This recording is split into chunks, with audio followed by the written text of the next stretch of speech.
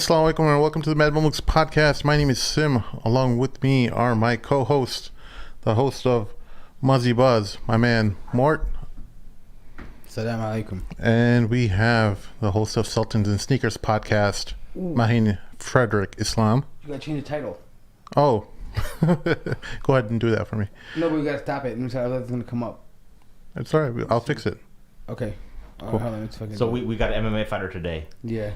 Mazin, are you an MMA fighter by chance? I'm a pretty good MMA fighter in some video games, but that's about as far as I can go. We have activist, lecturer, 20-year member of the activist group, the Islamic activist group, Hizb-ut-tahrir, and a student of Al-Azhar studying Sharia at Al-Azhar, Mazin, Abdul, Adhim. Did I pronounce that correctly? These Close guys enough, all, yeah. Mazin Abdul is an ayn. I don't pronounce aims. Okay. That's Yeah. good. My ains are like alifs. You know, brother. We don't. These guys always give me so much crap about my ains. Sheikh Amir would say, look how Sim pronounces ilm with the ilm with the alif. I mean, most of us here, we're all brown and Desis. We want Urdu to become the supreme language of the Islamic nation. And we do translate a lot of works from Yeah. the. So that's why Urdu. Sim has not prioritized Arabic. Well, actually, like even though I'm a Bengali, I would happily succumb to Urdu as well. Yeah. Y'all You got should. better food. I'm an Arabic advocate. Okay. Yeah. Man, it's easy for you to say. You got to go to Egypt. The rest of us are stuck here in America. Well, plus I want to make sure that my dad's side in my family would still stay relevant. Otherwise, they'd be dominant by my, just growing up in Chicago and the Desi culture. Oh man, I already gave up, bro. I already gave up on my legacy. I yeah? got 3 daughters. They're gonna be the future like chairs of fitna and not speaking nothing except English and probably some super academic stuff. Anyways, not to digress. Yeah. Our guest is like Actually, on that note, I wanted to learn Urdu for many years. It was only the language that I really became really interested in, but I was just too busy. Couldn't get around You know to it. what's funny about that? When I was in Egypt, I saw a tablighi, like Egyptian guy, like a Muslim guy. He's tablighi. He's riding a bicycle, and he's like, "Oh my God, you can speak Urdu? You're so blessed." And I'm like, "Bro, what are you talking about? Like, what?" It was just weird because you never find people like having an appreciation of like the Urdu language, right? I mean, it's a beautiful language, but generally was centralized around Arabic, right? Because it's relevant to the religion, right? But to find his passion for Urdu was so it took me by surprise in the middle of Egypt in Cairo. cool. Mazin, what's your ethnic background? Iraqi. Mashallah. From yeah. Baghdad or Yeah, Baghdad and Mosul, actually. oh, mashallah. So were you born there or you grew up in Canada? I was born in Calgary, Canada. Okay, I gotcha. You ever had? So have you been back to Iraq or? Yeah, I lived there for 5 years when I was younger. Okay. Went to Baghdad, went to Mosul, went to a bunch of other cities all around the country. This was like pre-Gulf And, War, the first one, or What's that? was this like pre-Gulf War?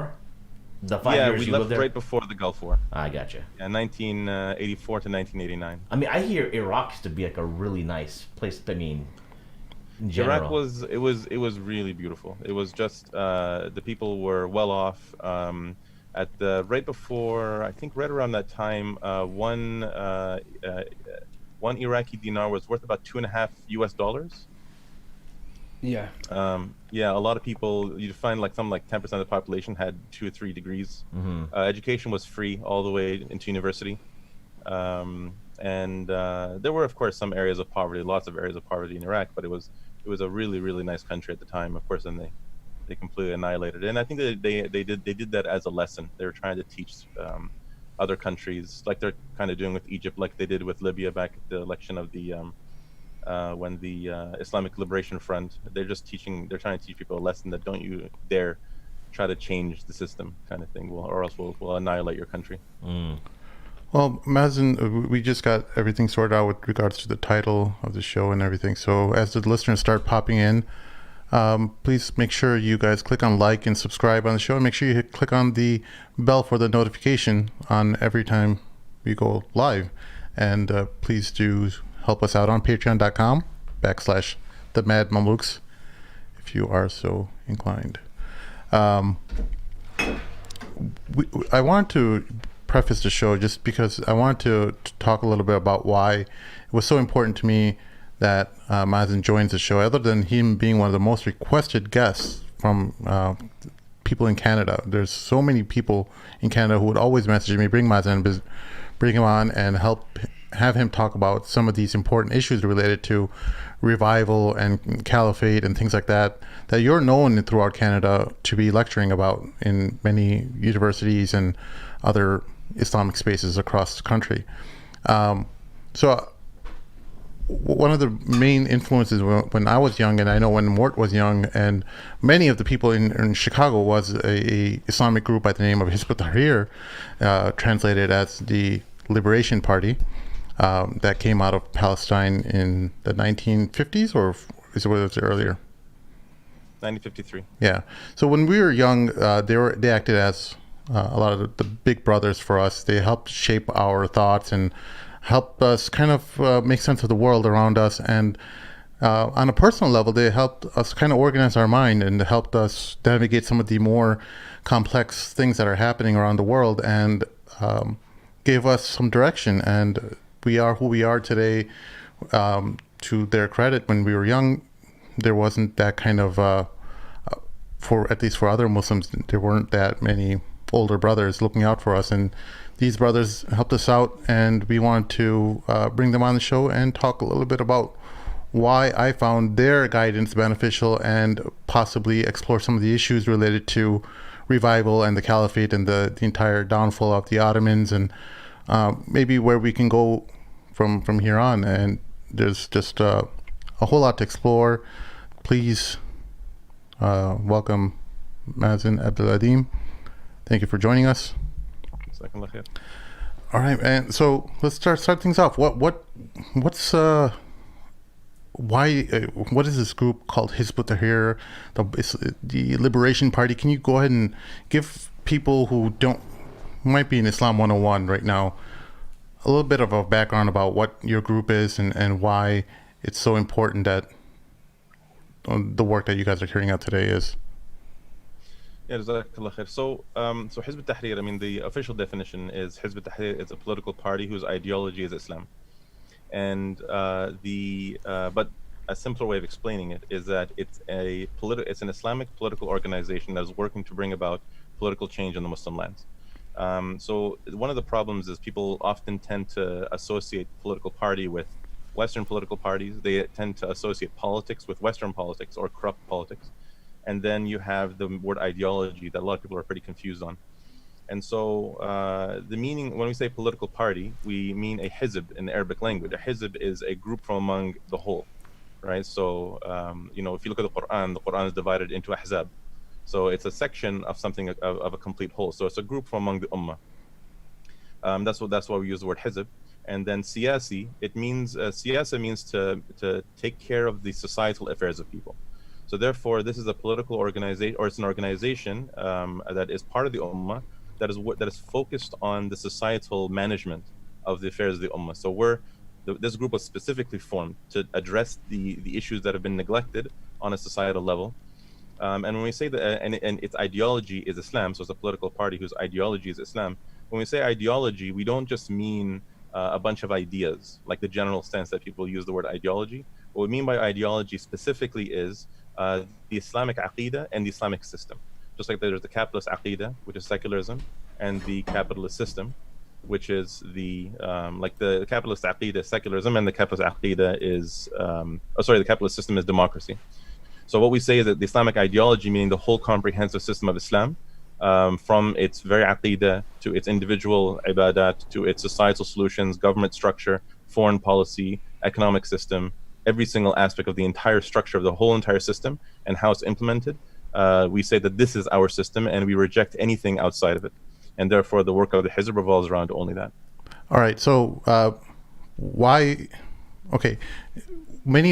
most Muslims understand Islamic movements in the lens of the Muslim Brotherhood, who is more related to grassroots activism, and their work revolves around, different spaces like universities and charity groups and things like that.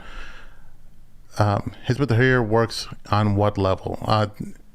At least from when I was young, we always understood it as a more of a top-down approach, whereas the Muslim Brotherhood would work at a bottom-up level, where HT would try to change the ruling apparatus in the Muslim in the Muslim world, so that to enact change, right? Yeah. Is that correct? Is it a matter of just simply changing generals and the ruling structure and implementing an Islamic government, or is it a hybrid of different activities? So yeah, it's definitely not right. People tend to use very simple ways of explaining things in order to make it simple to understand, or to kind of almost sometimes caricaturize things. But no, we don't. It's the whole top-down, bottom-up approach is inaccurate. If you look at the work of the Hizb, and we're going to obviously talk about the culturing process and so on, one of the things that Hizb-ut-tahrir is known for is not only focusing on trying to overthrow a government. The vast majority of the Hizb's work is with people. Sorry, so it's about teaching people the systems of Islam, getting Muslims to understand what they don't know. Right, so Muslims know their Salah, Muslims know how to read the Quran, we know our Hajj, we know our Zakah, and even though there's some gaps in that, but that's what we're mostly focused on teaching, and there's lots of culture out there with regards to that. There was a huge vacuum of is the political systems, and so it's not a top down or a bottom up. If you really look at it very accurately, it's working from the bottom up while aiming for the top at the same time. Right. So what you do is that you work with the masses to get them to understand what the top looks like, what it should look like, what the actual aim of the system has to be, while you're constantly hitting at the top. You're trying to whittle away at it and weaken it, because one of the specific targets of the work of the Hizb, which is taken from the method of Rasulullah sallallahu alaihi wasallam, which is you need to undermine the legitimacy of the top with the masses. So if the masses are loyal to the top, you can't do anything. They're going to be loyal. They're going to overthrow you rather than overthrow them. And briefly, I'm sorry, before you continue, just briefly outline the three stages that you or the Hizb has outlined in terms of how they look at the approach of how the Prophet implemented Islam. Yeah, so when we look at the life of the Prophet ﷺ, we see that, like, it takes some depth. You have to look at this carefully. A lot of times people, they don't see it and they don't really agree. But if you look carefully, you'll find that the Prophet ﷺ brought about political change in the Arabian Peninsula when he was trying to bring about the establishment of the state in Medina. Of course, prior to moving to Medina and prior to meeting Al-Aws al-Khazraj, he didn't know where the change is actually going to occur. He followed three specific stages, and just because you finish one stage doesn't mean that you leave that previous stage. You continue doing what you did in the previous stage in the second stage, and the second stage carries on into the third, but in the third it's the establishment of the state. So the three stages are: the first stage is the culturing stage, which really is focused on forming the group and culturing the da'wah carriers. You can't call the ummah to something that you yourself don't understand. So, and also you need to grow the number of da'wah carriers. So you need to teach everybody who joins the Hizb in a very focused way, and it's very in-depth, very deep, very clear understanding of what Islam is and what isn't Islam. That's the culturing period and the growing of the size of the Hizb, or the group that's working towards change. The second stage is the public stage. So the first one is really, you can call it the private stage, and then the public stage. The public stage is when you take the group publicly, when you believe you're ready to handle what's going to come at you for attacking society. And you address three things. One is you address people's the system that they live according to. You get people to understand that these solutions for life are not good. The second thing that you're addressing is the loyalty people have for the governments, and you address the system itself. So you have Muslims want a different way of life. They want a different government, and that they want the change of the system. And the third stage is overthrowing the system and bringing in the full implementation of Islam. The reason why the third stage is a stage is because one of the key things is implementing Islam completely and comprehensively immediately. If you were to establish the Khilafah and use a gradual approach of implementing Islam, you wouldn't have a Khilafah in the beginning, and it would fall before you ever get to your objective. It wouldn't work. We can talk about that in more detail if you want. So right now, you would say we're kind of in stage, because it seems like the stage, if you look at a chart, you have like stage one is a bar, it starts, and then stage two can start while still overlapping with stage one, right? Like stage one continues because you're always going to be culturing a group of people, right? And obviously you guys are public, so you're in. I would assume you're in stage 2 right now. Is that accurate? Yeah, because stage 3 is like the Khilafah. Right. Okay. Yeah. I was curious about, you've been in the group for 22 years now? 22, yeah. Yeah, so when you first came across, like, what was your mindset before and after? Like, what was the appeal of Hizb-ut-tahrir for you as a 20-year-old? So that's an interesting story. So what happened is I had been going to the masjid at Regent's Park Mosque regularly, and I met the jihadis, the Salafis, the Sufis. I know who, Abu Hamza. Did you meet him? Yeah, I met the guy him. with the hook. We had many conversations with him. He's pretty cool looking. You guys know who Abu Hamza is? Of course. Oh man. Yeah, but didn't he end up being I don't think the informant? younger shababs know this. He's the guy. No, really, I only know about him from what Abu Khadija says. Yeah, Oh. but no. he had an eye patch too. He was so boss. No, but hold I don't on. know if I'm allowed to say that because Wait, Sim, you know he ended up being an informant, right? no, he wasn't. Yeah, he was working for the MI5. Mazin, can you compare it? Can you clarify? Was he an informant? I do not know of any evidence that he was an informant. Well, he was calling people to join the Taliban at the time, to go to Afghanistan and live in the Islamic State and make it in, or rather live in the Islamic Emirate and make it into an Islamic State. We had long discussions with him. We would explain that it's good to go if you want to go live in an Islamic environment, but this does not absolve you from the responsibility or the obligation of reestablishing the Khilafah, because it's not a Khilafah. You know, the first thing I did, or one of the first things I did when I got to London, was visit the famous Regent's Park Mosque, just because it brought back so many memories of me following these guys, these characters. I just recently who was the went other to. guy, Abu Izzuddin? No, there was the black brother. No, there was Abu Qatada too. No, I know Abu Qatada, yeah. Yeah. Qatada. Was he at Regents too? There was Amr Bakri. No. There was Anjem Chaudhry. There was a bunch of them that were over there. So Anjem Chaudhry wasn't known or active back then. Right, I think he was still. He was still off the scene then. Yeah. Yeah, and then there was there's Abu Qatada. So some Shabab had conversation with him. He had a masjid down the road from Regent's Park Mosque, about a maybe 5-10 minutes walk away. I distributed some leaflets there a few times, but they were very hostile, very, very, very hostile. They were really, really hardcore jihadis over there. And but that was back then when you can talk about jihad in public, and they used to have public halqas about jihad and the obligation of jihad in Regent's Park for Mosque. people, this is all pre 9/11. Yeah. Yeah. So I think maybe we should give some because some of our listeners are young, so maybe we could provide a little context. You have to understand, at least in the States, we had like mujahideen coming to America actively recruiting to go and fight. Yeah. Like I remember like being in a masjid down the street from here where you had Afghani mujahideen that were coming, that were getting treatment here, and they were telling people, hey, you guys can come back and fight with us, we can fight the Russians, and so that culture was kind of there, and it was sanctioned by the government. Like it was okay. The Saudis were on board, the US was on board, Europe was on board. The only people that didn't like it were the Russians, right? Everybody else was okay with it. And so I think this underlying culture was there, and it kind of went dormant after the Afghan wars, but it was still in the background. We saw the Bosnia, right? Yeah, I remember, and in Bosnia we had, well, specifically in Chicago, we have a big Bosnian community, so we had Bosnians here too. But nonetheless, I think what happened, 9/11 just totally changed the landscape. Like I think a lot of our listeners are post 9/11 babies. Before 9/11, it was crazy. We had we had the jihadis. We had HT was huge in both the UK and the US. There was thousands of members in Canada, in California. There was a group, California? California. They operated under that California. name in California. That was a great name, by the way. It was.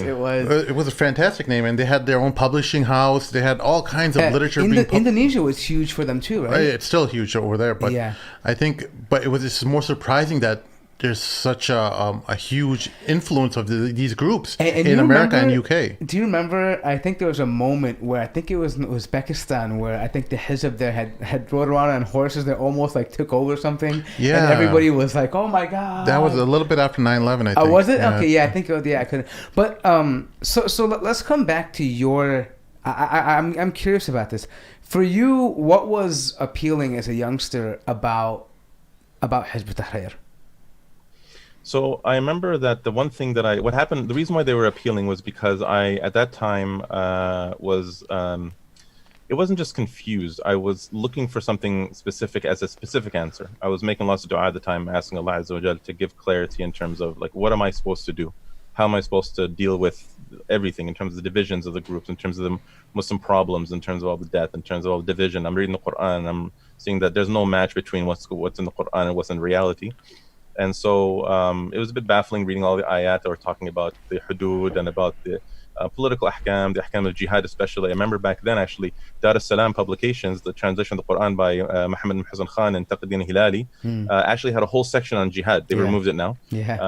But it was like a whole huge chapter that talked about the obligation of jihad and that you need to be dreaming of jihad in your heart, even if you can't do it with your physical limbs. I remember that. The Fara'id, it was talking about that, yeah. yeah. And I remember when I read that, I was thinking to myself, like, we have to go and liberate the Muslim lands.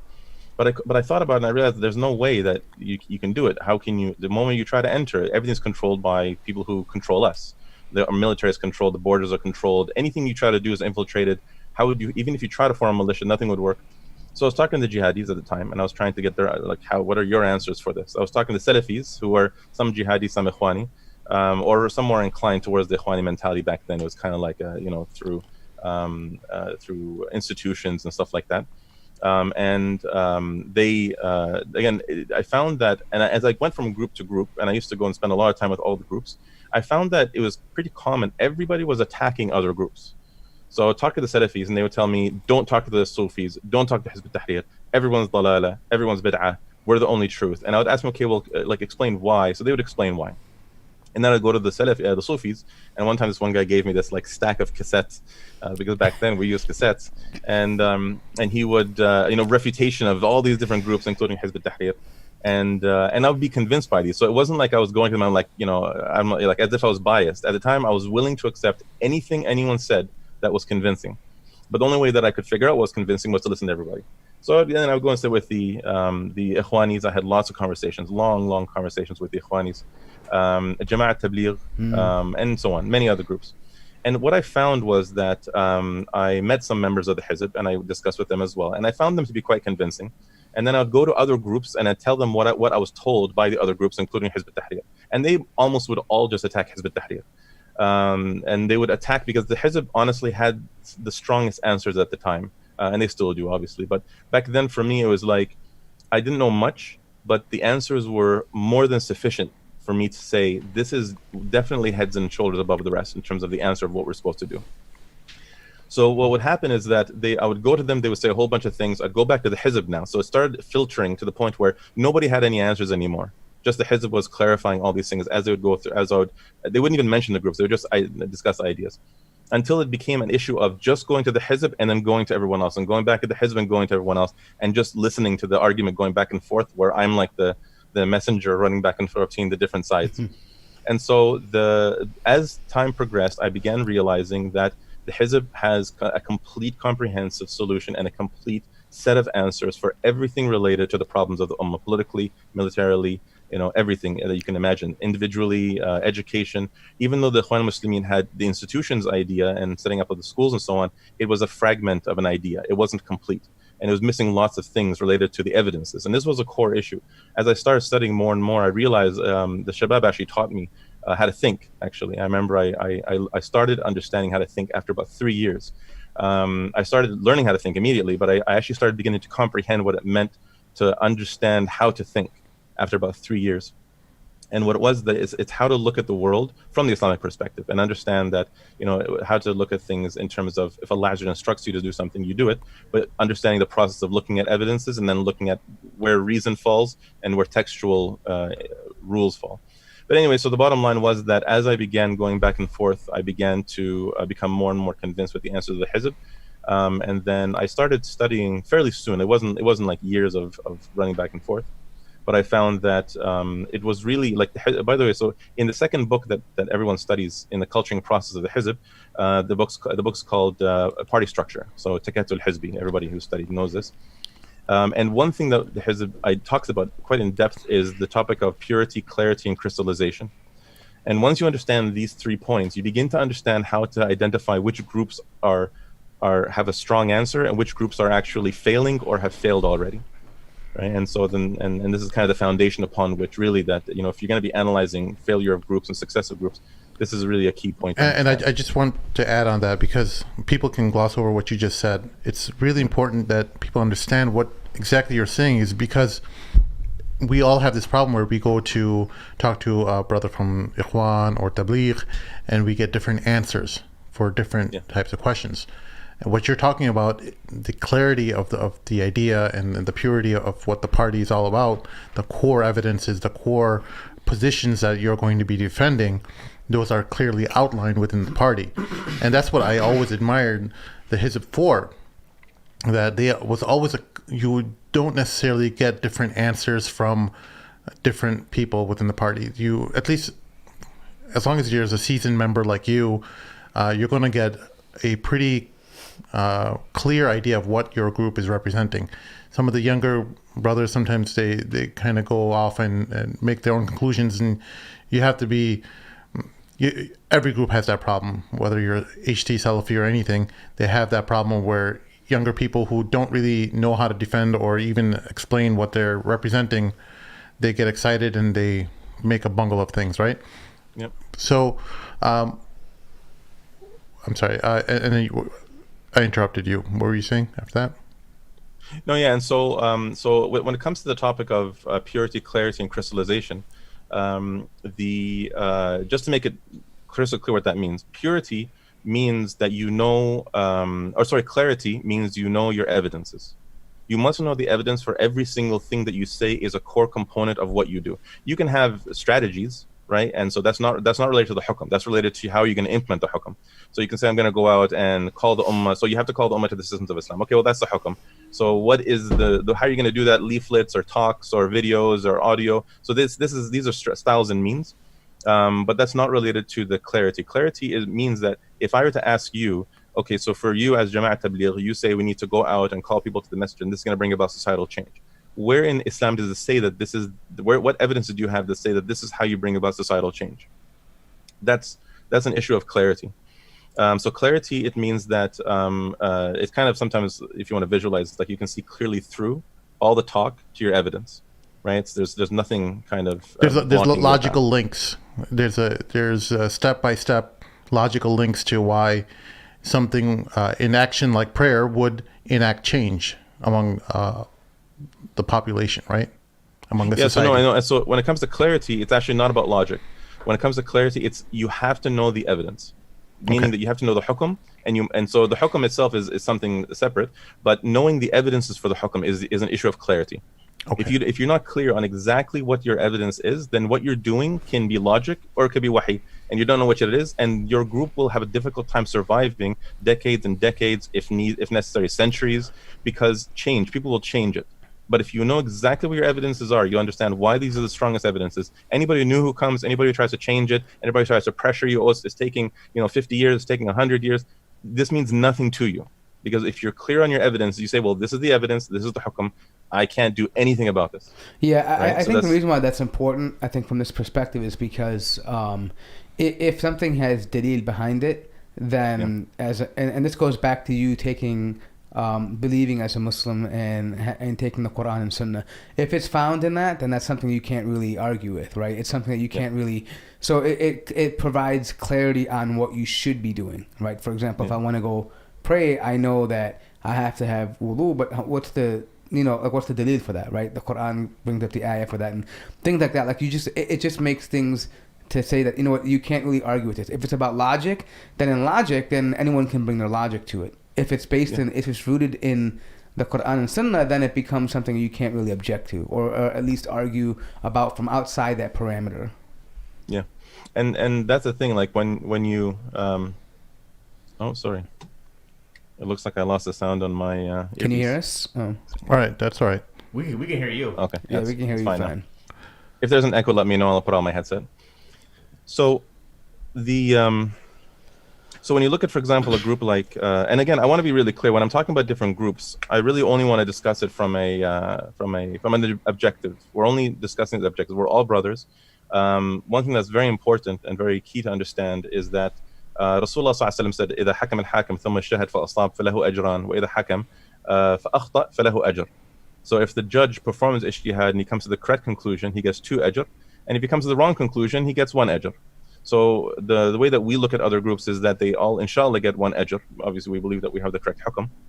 And so we look at ourselves as getting hopefully the double ajr, and everyone else is getting one ajr. So when I talk about these groups, it's not about saying they're worthless or they're bad or anything like this, because when you look at what the Ikhwan al-Muslimin have done for the ummah, nobody can deny how much good they've done for the ummah. Nobody can deny how much good Jama'at Tabligh has done for the ummah, and everybody who's participated in trying to revive the ummah. It's just that there's the correct hukm, and then there are incorrect hukms. And with the incorrect hukms, you'll find out, well, maybe we'll discuss that. Actually, it's a very interesting topic, which is that if you look at as time passes today, it looks like all the groups are being given their chance, right? To, put your money where your mouth is, and let's see if you pass or fail. But before we get to that, so when it comes to the issue of, so when you look at, for example, the Ikhwan al-Muslimin, if they were to say, for example, we need to reach power, like when you look at some of the works of Hassan al-Banna, when you look at some of the more modern writings of the Ikhwan al-Muslimin, in terms of reaching power, proving to the ummah that you are gaining the trust of the ummah, reaching power,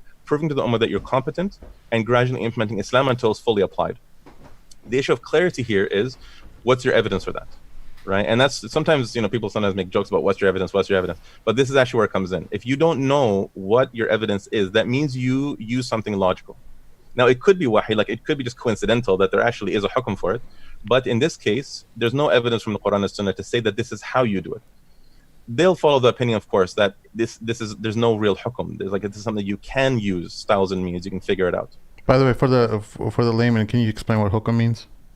Hukm means the ruling of Allah. Yeah, the commandments. Right. So so anytime we talk about the hukm shar'i, it means that Allah Azza wa Jal has given us laws in the Quran and Sunnah, and Allah Azza wa Jal has, if you want to look at, like, He's given us a road this wide, the hukm is right in the middle, and there's gray areas, or there's different opinions on the side of it. So people are trying to interpret, trying to reach the hukm, but the correct hukm is right in the middle, and all the valid ahkam, they're all valid, acceptable opinions, they're within the boundaries, and then outside the boundaries are invalid opinions.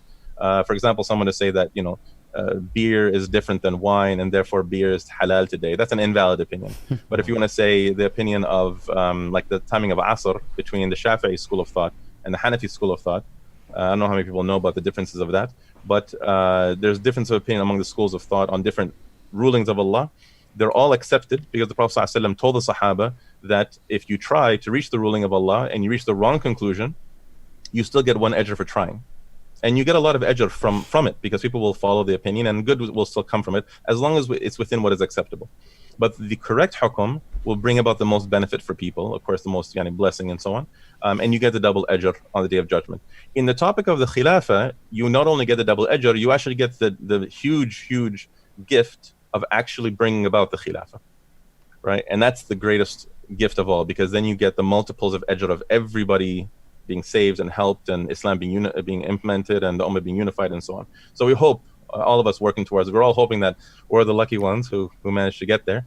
But so when we're talking about clarity is an issue of knowing your evidence. You need to know the hukm, you must know the evidences for the ahkam that you're following. Otherwise, you won't be very clear on it. 2, you might run out of gas because you're just hoping that you're right.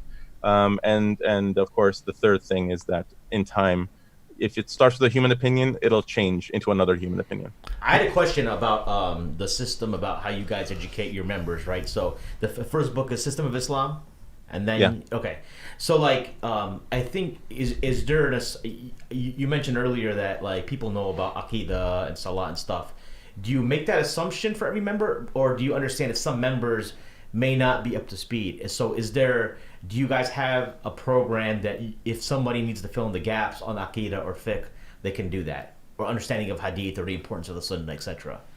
Or is that something that you would typically outsource to another kind of institution? So all of this is, if you study the halqa in the very first book, you'll find that the very beginning of the book talks about the Aqidah, meaning the proof of Islam, the basis of the Aqidah, the view of Islam in terms of what came before life, what's coming after life. This is the Aqidah. We tend to often look at the Aqidah in terms of like the difference of opinion among the Ash'aris and the Maturidis and the Salafis and so on. But really, the real core of the Aqidah is belief that Allah created this world, and after the universe ends, we are all going to be returned to Allah Azza wa Jal. And the relationship of this world with Allah is that He tells us what to do, and the relationship with what comes after is that Allah Azza wa Jal will account us on everything we do, and there's either reward or punishment. That's the core of the Aqidah. And then the rest of the book continues through the system of Islam, and then we talk about the Sunnah and following or emulating the Prophet ﷺ, and Ahkam Shar'iyya and Akhlaq and all these sorts of things. This is all part of the first book. But before anybody can start studying in the Hizb, there has to be a foundation. We do identify that the person who wants to start with Hizb-ut-tahrir has to have first of all, they have to, of course, be believers. They have to have a concern for their akhirah. So they have to be the kind of person that if they know something is haram, they at least very strongly want to stop the haram. Sometimes people have weaknesses, and putting them in a better environment improves them. But generally speaking, they must be very concerned for their akhirah, and they want to obey Allah Azza wa Jal. They must understand that the way that you please Allah Azza wa Jal is by obeying His hukm shar'i. So they have to understand what hukm shar'i is, and that halal means fard means you absolutely must do it, and haram means it's illegal, basically. You're absolutely forbidden from doing it. And then understanding that the only way to apply the halal and the haram on society is through a khilafah. There's no other way to have a societal system that implements halal and haram except through a khilafah. And then understanding the method of Rasulullah ﷺ and how to bring that about through a political party. But these are all just in a general way. It doesn't have to be like very, very thorough and scholarly, because here's an interesting thing. I've over the years, one of the things that I've realized very clearly, and it's because I was talking earlier with some of the brothers about studying at Al-Azhar. I've been at Al-Azhar for 3 years now, about to start my 4th year, and I started studying, or I started considering studying right when there was a large push across the Hizb and across the Ummah to start studying academic knowledge. So you'll see a lot of Shabab, they've started Quran institutes and education institutions and so on. And I did it because I've been wanting to go to Al-Azhar since I was 20, basically. So I just, they have a very good online course with live with the Shaykh of Al-Azhar. And so I've been doing that. And so it's 2 things that I realized. One thing is that this da'wah of the work to establish the khilafah, not just the work of the Hizb, but the work to establish the khilafah, is a layman's da'wah. It's not a da'wah for scholars. You don't require to be a scholar in order to be able to carry this call. It's actually so simple and so elementary, everybody, old and young, can actually do it. It doesn't require, now of course, some of the more advanced conversations, yes, you have to have a scholarly level of understanding of the details, but generally speaking, almost everybody can carry this. And this is one of the reasons why the Hizb became so popular among the young crowd, was because it gave them that work, that objective, and it didn't require that you become a scholar. And the second thing that I noticed after studying at Al-Azhar for 3 years, there's almost nothing that I've studied that has been of much benefit to me towards this work. So the current education institutions do not make you into a statesman. They don't make you into a person who's going to lead the ummah or bring about any change. It just makes you into an academic scholar that can regurgitate what you're taught. I can teach you about nahu and balagha and ilm al-hadith and you name it. Why is that? But honestly, why is that? Why is it that? And I'm guessing you don't have any other hope for other Islamic education systems across the Muslim world that they would be any better than the Azhar. Am I correct in that assumption? So I mean, so why is it that the education systems are creating, in effect, what some people call drones? People who are just spitting the same stuff over and over again across the Muslim world. Yeah, and so the reason for this is, and it's actually discussed in the second book, Untitled Chapter, which is that it talks. What it is that the problem is academic thinking. It's not the institutions. I mean, yes, the institutions have corrupt government policies that affect it. But even if you were to take those scholars and give them all the freedom in the world, you're going to still produce academic scholars. And so it's not a malicious thing, I don't believe. I don't believe that the scholars at Al-Azhar, my teachers, and I don't believe there's any maliciousness in them. The administrators love Islam. And when we talk about certain topics with them, they agree, but quietly. And so I hope nobody gets in trouble for that. And so the thing is that you have, and it's when you go to an institution like this and people come to study classical books, it creates people who understand the world from the perspective of from academic study.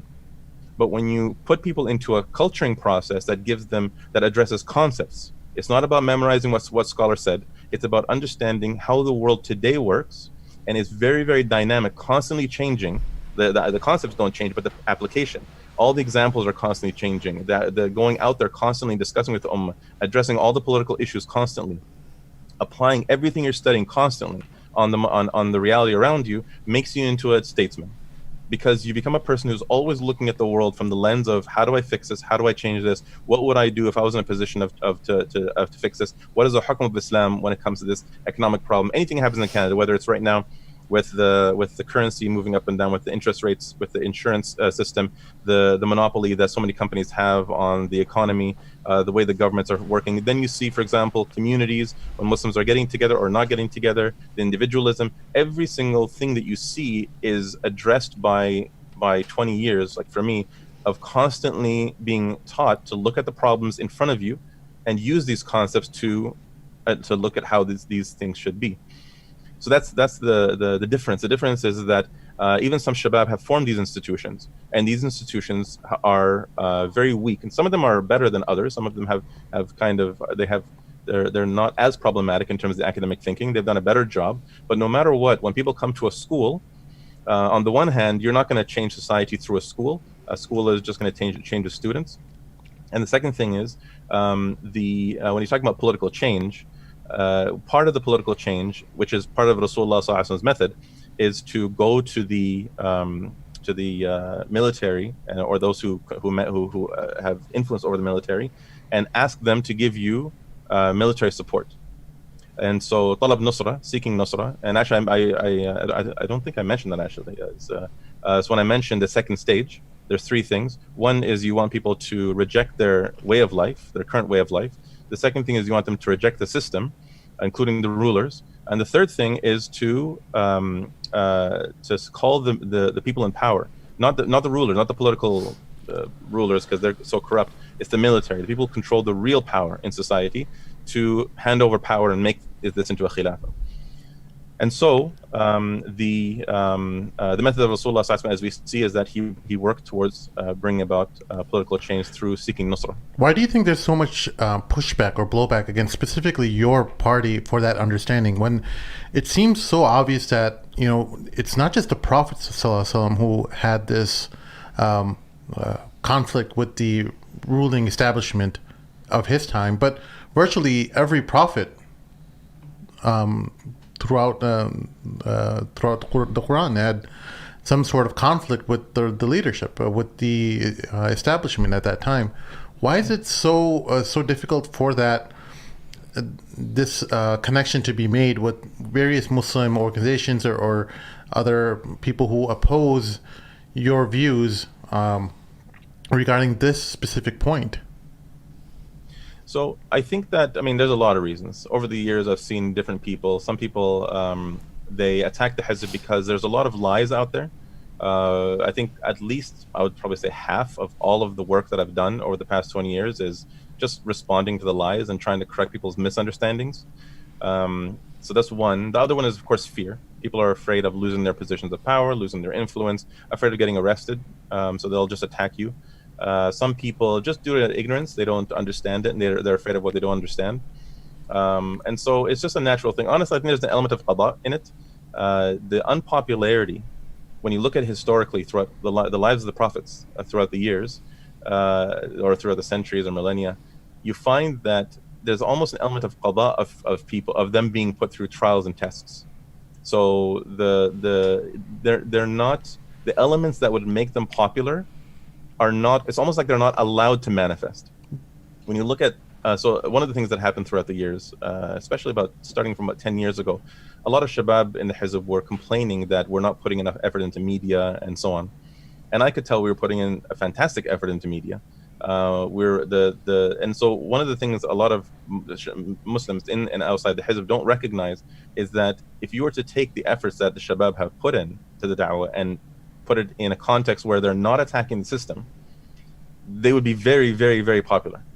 It would just be very naturally popular, because you're not asking people to reject the system. You're not asking people to commit to the call, because Hizb-ut-tahrir doesn't just say, support the call, give us some of your money, or support the call, make some dua, or go call your MP to support Hizb-ut-tahrir.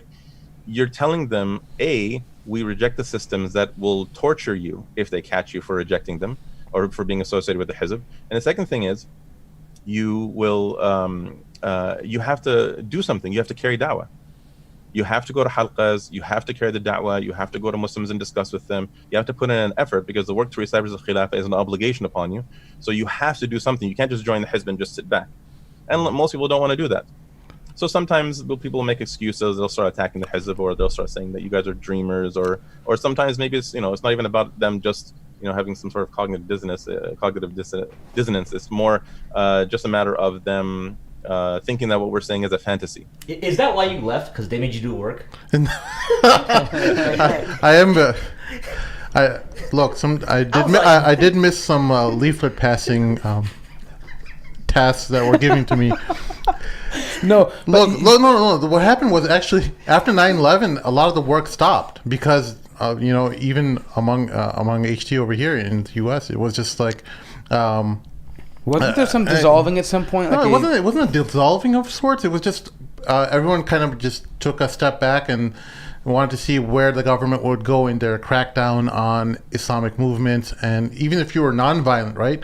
That the group like Hizb was. So everyone kind of went off in their own distance. I ended up joining an Islamic institution under a brother named Ihab al-Shair, who's had a institute that was related to the orthodox understanding of Islam, as maybe I'll just put it delicately like that. But he's a dear teacher of mine, and I started studying under him, and my work with HT back then just kind of dissipated, and I kind of moved on.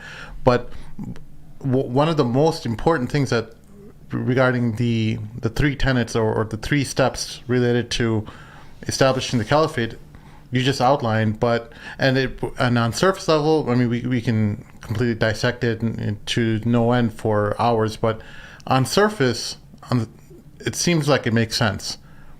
But why hasn't it worked? Because every movement has some kind of understanding like that you just outlined, related to emulating the Prophet and his example, and how to bring back and implement Islam throughout the world. By implementing Islam, I want to be clear on it, implementing the Caliphate in the world again. So why hasn't it worked? Why has, is it maybe that we have chosen, or is there some kind of cognitive bias happening where we're picking and choosing what we want from the seerah of the Prophet? Are we not emulating the Prophet to the degree we should be? Where do you think the problem is? Because clearly everyone has failed to a certain extent. Yes, we can talk about the success that HT has had in bringing the name or the word caliphate into the public space. And yes, we can completely attribute these accolades towards your group. But in effect, not just your group, but every group, whether it's jihadi, Salafi, Sufi, whatever, what have you, everyone has failed. Why is it? So that's I would say that's the wrong way of defining the topic. So in terms of failure, failure is a very specific word, and when we're addressing it from a Shari'i perspective, we have to look at it from the Shari'i perspective. There's only one Shari'i way to look at it. You can't look at failure as in it's taking a long time. Failure is related to, as I mentioned, so we didn't actually finish those three things. So let's quickly go over them. So one was the issue of clarity, which is knowing your evidences. The second one is purity, which is knowing, or not just knowing, but removing everything that is foreign to the Islamic system from your methodology, ideas, everything you do. And the only way you can do that is by knowing everything about the current opposition. So the capitalist system, the communist system, essentially, that's the gist. But all the liberal ideas, all the ideas of conservative views, whatever comes your way that could oppose you, you must understand them very, very well and know that you've removed it from your system. So nationalism, so this is where it comes down to. So, but I'll get to that in a second. So the second one is purity, meaning you've removed everything foreign to Islam from everything you do, from your method, from your group, and so on, your culturing process. And then crystallization, which is knowing exactly how to apply everything you're calling for in practical reality. Right, crystallization is tabalwur. Actually, when you look at in Arabic, it's subhanAllah, the Arabic words are so much clearer. Safa and naqa and tabalwur. And so crystallization It means that you know exactly how you're going to implement it. You know exactly what the obstacles are, and you know exactly how to break through them, and you know exactly how to fully implement everything immediately. You don't need gradual implementation. You understand exactly why people don't need gradual implementation. And so these are the details. Once you understand these 3 points, you know your evidences, you know, you've purified everything you do from foreign systems, and you know exactly how you're going to apply everything you're going to do, then you can begin to understand who's failed and who hasn't. Those who don't know their evidences are going to fail or have failed already. Those who have been corrupted, have some corruption of foreign systems, are going to fail or they've already failed. And those who don't understand exactly how to implement their own system or their own goals are either have already failed or don't or will fail at some point in time. So again, like looking at Al-Ikhwan al-Muslimin, again, I say this with love for the brothers. Like I said, I have a lot of respect for the great amount of good they've done for the Ummah.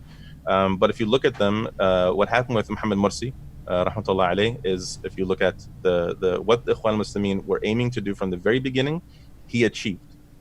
And the reason why it failed wasn't because of lack of sincerity, it was because of the lack of clarity, not knowing their evidence, exactly why they're getting to that goal. Purity, they mix in some nationalism, they mix a little bit of democracy, they mix a little bit of gradualism, and so on. And then there is the crystallization. They really didn't know how to apply the full system of Islam. He began accepting talking about loans. He made an application for a loan from the IMF. He accepted some treaties with the Zionist entity. He accepted the Egyptian constitution. He accepted the borders, and so on. So, because of this, you saw them fail as a group when it comes to the work to reestablish the Khilafah, because they didn't have the components that they needed to make it through. So it's not about sincerity. You can be the most sincere person in the world. You can love Allah Azza wa Jalla more than anyone else in the world. But if you're missing one of these 3 things, your group is not going to make it, right? You're not going to make the test. And because the test isn't just, being a tough guy. The test is Allah testing you. And if you are missing one of these 3, Allah is going to make you fail. And that's really so important. You got to understand, Allah Azza wa Jalla is going to give the success to whoever He wants. Right. And so so it's not a matter of thinking, well, it's about what makes most sense. No, Allah will make you fail if you're wrong about something serious, even if you know everything about it, even if you're an expert at it. So that's why when you look at, for example, like the jihadi movement, if you look at like the Abu Qatada and all the different jihadi views that are talking about bringing political change, those who talk about either assassinating the ruler and filling a political vacuum, or going where there's a political vacuum and filling the political vacuum. And so Syria was a pure, excellent political vacuum. But you look at the constant failure of the jihadi groups because they're not starting from the same place that Rasulullah ﷺ started. So they're doing all these things based on a bit of a method. So and this is an interesting side point, by the way, which is you can actually categorize the Islamic groups into those who are not actually working for the Khilafah, even though they might say they are, but they're not. So like Jama'at Tabligh, they're not working for the Khilafah. They're working for a different project. And so they're great at their own project. Like if my project was, I'm going to bring my community to the masjid, I'm going to get everyone to come and pray salah in the masjid and then sit afterwards and talk about a hadith, then they're very, very successful at this. For their gatherings, they have massive, I've been to lots of their gatherings, they're huge, tens of thousands of people, sometimes in certain parts of the world, hundreds of thousands. So they're very, very successful at their own project, that particular project. Like if you look at Islamic Relief, they're a great success at collecting charity and distributing charity. I don't know what percentages are being used for staff wages and what's being distributed. So it's not a. Some of these groups are pretty good at spreading COVID-19, by the way. Yeah. So that's another story altogether. I'm not going to mention any names. What's that? I'm not going to mention any names. But no mention any names. Large gatherings, we can just. But yeah, so but the main thing is that when you look at specifically the objective of reestablishing a khilafah, there's groups that kind of say, oh yeah, we know we're working towards the khilafah. No, you're not. You love the khilafah. You support the call for the khilafah. If the khilafah were to be reestablished, you'd be with us. But you're not working to reestablish the khilafah. You have no method. The second one, so you don't even have the goal. That's not even part of your work. Your work does not lead to a khilafah. It just hopes that a khilafah happens at some point in time while you're doing your work. The second type of group is the group that actually has the khilafah as an objective, but they don't have a method. The method is haphazard. They're just kind of figuring it out. And that's like Al-Ikhwan al-Muslimin. They don't have a textual method. It's a logical method. Is their real goal the khilafah, by the way? What's that? Is it safe to say that Ikhwan actually has a goal of establishing the Khilafah? When you look at Sayyid Qutb and Hassan al-Banna, yes. Okay. Modern day, no. Okay. Okay, so let me just ask you a question. Actually, this came in. I think it's a good time to ask this question because it came in actually in the live session. Since you mentioned Syria and the jihadi groups, someone asked. They said Hizb-ut-tahrir are non-existent in the Hijaz lands, Iraq and Syria, and have been and those lands have been bombed to rubble. So where does the Hizb aim to establish the Khilafah? Because I believe they said Taqiyuddin, I believe Taqiyuddin Nabhani, specifically Arab-speaking lands in Turkey and Pakistan doesn't count as a starting point for the establishment of the Khilafah. So I think what they're saying is that the original writings talk about establishing Khilafah in the Arab lands, and right now, obviously the Arab lands are in ruin, especially in Iraq and Syria, and in the Hijaz there's pretty much no presence. So how does the Hizb approach this? Is this even, first of all, is it even in fact true that Taqiyuddin Nabhani said that you have to do it in the Arab lands first? And then second, what is the presence level or what is the objective of the Hizb in these areas? Just before that, just remind me to come back to the topic of the failure or non-failure of the Hizb. Just, sure. We don't want to lose that. But so no, it's not true that the Hizb has no presence in the Al-Sham. Or you said Al-Hijaz. Not in Hijaz. Well, is it not in Hijaz, or they said not in Hijaz or in Iraq or Syria where it's been bombed to rubble? Yeah, so the Hizb has a very strong presence actually in Al-Sham, Lebanon, Jordan, Syria, Iraq. I know a lot of Shabab in those areas. I've met a lot of them. And then Al-Hijaz, we have lots of Shabab there too. But the reason why the Hizb isn't very public in those places is because it's just the sheer oppression. It's worse than almost anywhere you can imagine. In Iraq, it's just very difficult right now. It's when the invasion first happened and Saddam Hussein fell, the Hizb Shabab came out, and so the Hizb had an office in Mosul, and the da'wah was very, very strong. We had magazines, publications, and so it was really very strong at the time. Jordan is the hub, one of the strongest hubs of the Hizb in anywhere in the world. And Syria, it's a little known fact that the reason why the Syrian uprising switched from a call for nationalism into a call for the Khilafah was because of Hizb-ut-tahrir. I met the brothers who were in Lebanon and who were in Jordan and who also were going in and out of Syria constantly. They were meeting with the Syrian fighters.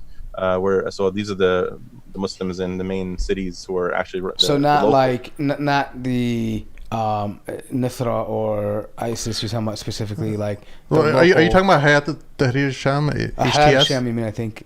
So ISIS wasn't in existence back then. Correct. So ISIS was just ISI in Iraq. Yeah. And then when they came into Syria, I was in Turkey at the time, and everybody knew that ISIS was coming to stop the uprising. Everybody. There's not a single person that I met, Hizb or non-Hizb, who did not know that ISIS was specifically targeting main choke points across the north of Syria, because it was all controlled by the Muslims, by the Syrian. And that was the main fallout between Jolani and Baghdadi, was that he told him to stay where you are, apparently. And I think, he just wanted to come in and kind of take over territory from what was already there.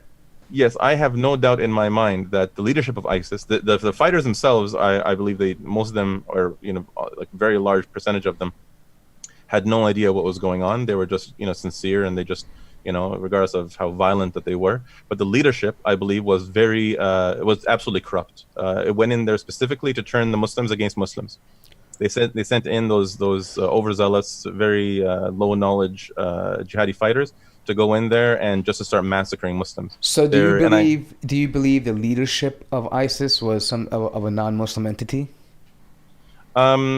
No, to do takfir is a different topic altogether. It's just a question of I'm not saying they takfir of them. What I'm saying is, do you think they were created by a non-Muslim organization or a government of some sort to counter what was happening in northern Syria? So ISI existed way before anything happened. They've been in existence for a very long time. Right. But they are. But I believe that the leadership is an agent leadership. Yes. Yeah. But this is my own opinion. Sometimes they don't even have to necessarily create it as if they're setting up. They just have to open up. You know when when there's like a river, they open up dams and things like that to let the channel flow in the direction they want. And sometimes they just remove these blocks out of the way so that certain things that need to happen to fulfill foreign interest to the interests of the colonial powers, for those things to happen, they just kind of remove these blocks out of the way, and then those things happen.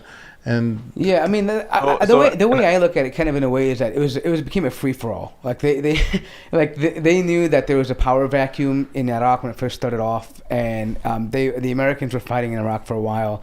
They pulled out. They knew that there was going to be a vacuum, and I think there were obviously, like any group, there are some sincere people that work within the groups, but I think it was definitely in the interest of certain groups in that region to essentially allow ISIS to thrive and allow them to take over territory, allow them to gain influence, and to also, because there's one thing here. When you have a group like that representing the idea of an Islamic caliphate, and you can totally spin that and say, well, you see, this is why the caliphate should never exist, because this is what happens when you have a caliphate, right? And that can be done from within the Muslims, like people, especially like, in there are certain lands in the Khalij where they're all, monarchies, and they definitely don't want any kind of talk of having a caliphate or replacing of them or whatever it may be. And then there's also foreign powers that will also, because there is something back when we read in the Rand Institute where people were saying, listen, either in the future it's going to be either democracy or a caliphate, right? One of the two things, right? There's no way around it. And so what better way to discredit a modern ideology or a caliphate than displaying something that is a prop up or makeshift caliphate and saying, well, look, that's how they are. They're going back to the 7th century. They're barbaric, they're draconian, so forth and so on. So that's how I personally view the landscape. I mean, because I think, like you said, there are a lot of good people that went there. They had good intentions to probably go, and they probably thought this is going to be something great. We're reclaiming our identity. And naturally, young kids are overzealous in a lot of ways. A lot of them were young, and they thought, you know what, we got to do something, and this is the only thing we know how to do. There's nothing else that we know how to do, and they took advantage of that. And they said, well, sure, come to us. We'll guide you. You'll be the Hizbah. You'll be in charge of media operations. You'll be in charge of, hospital stuff. They gave them an idea that, okay, you're part of something bigger, and a lot of these people, I wanted to say this, especially in the Western world, a lot of the young people, they feel marginalized. They don't feel like their Islamic identity is a conflict for them in the West in some places. Yeah. And so this provided an outlet for them to say, oh, we can truly be Muslims now. I can truly live my best life as a Muslim by going here. And they took that idea and that dream, they kind of dangled it in front of them and said, hey, come here. Yeah. We got it now. As we segue back into the failure of the Islamic movements, how far back has the work of ISIS set back the idea of the caliphate in the Muslim mind? Do you feel like they've set back this idea 20, 30 years, or do you think it's easily reversible and can easily be demonstrated to Muslims that this was a fake caliphate? Whatever they were trying to implement was not what a caliphate is all about?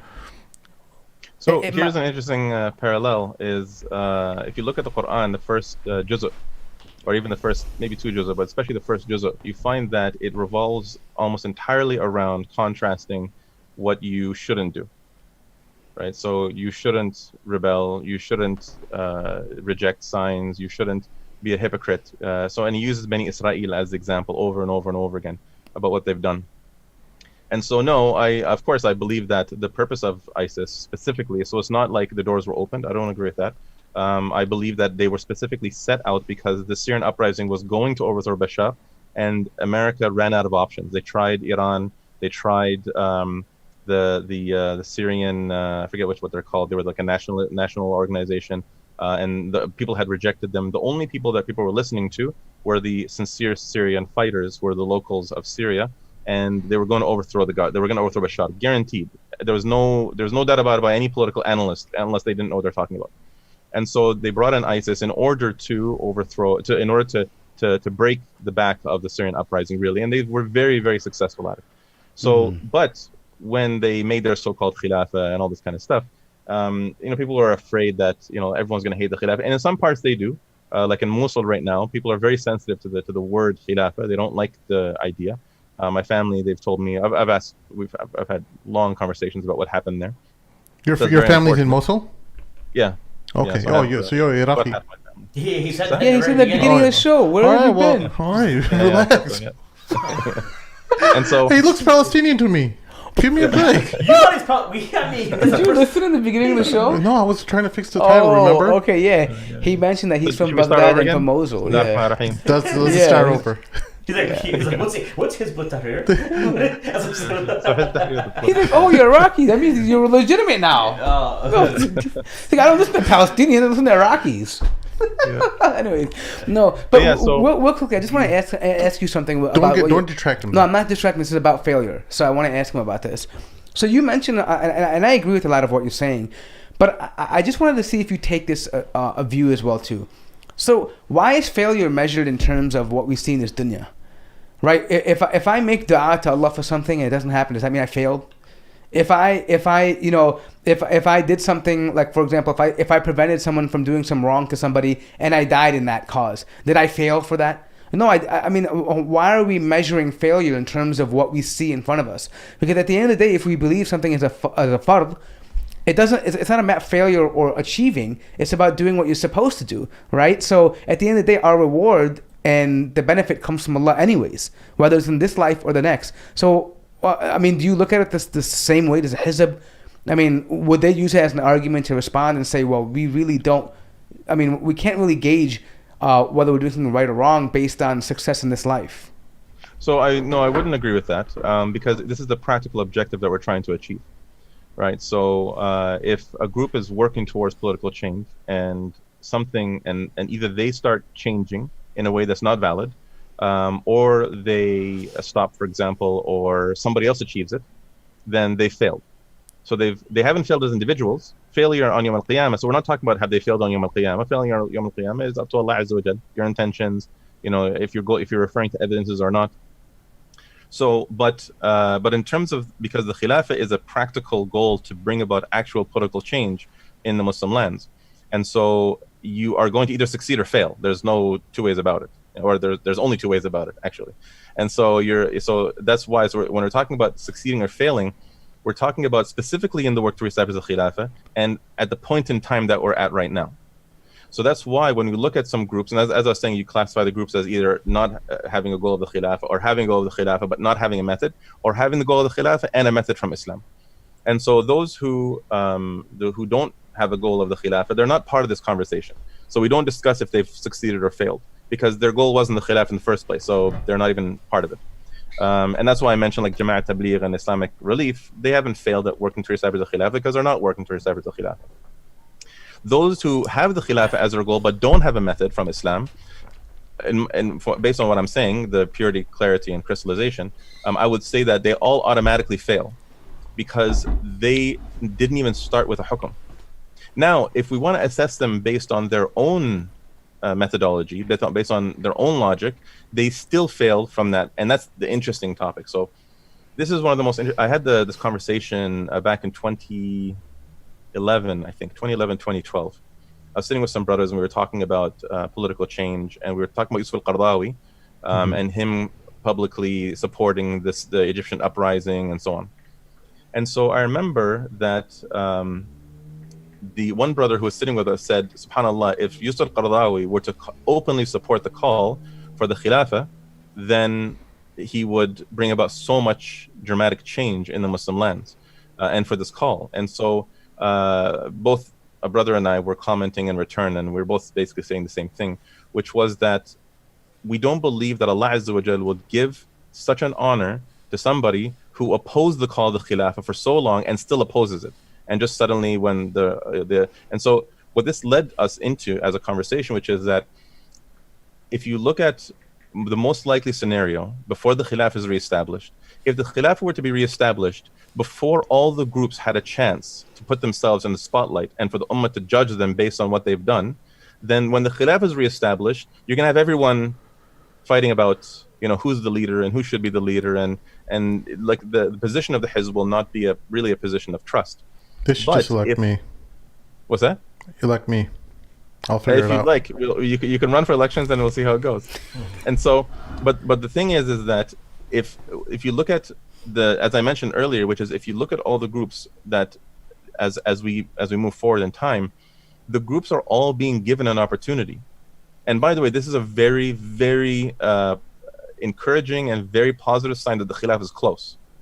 Because we have to always remember, Allah Azza wa Jalla is the one who's managing all of this, right? We're just putting in the effort, and He's the one who decides what's going to happen and how things are going to change. So when you see the qada of Allah Azza wa Jalla putting these major groups in front of the spotlight and exposing either those who are corrupt, like the Salafi leadership, Saudiya, and the Salafis in Egypt, and like showing the rotten core of the Saudi government and the Salafis of Egypt who supported al-Sisi when they overthrew Morsi, now the Salafis have no leg to stand on in terms of political change. Now, as brothers who care about the deen, that's not the issue.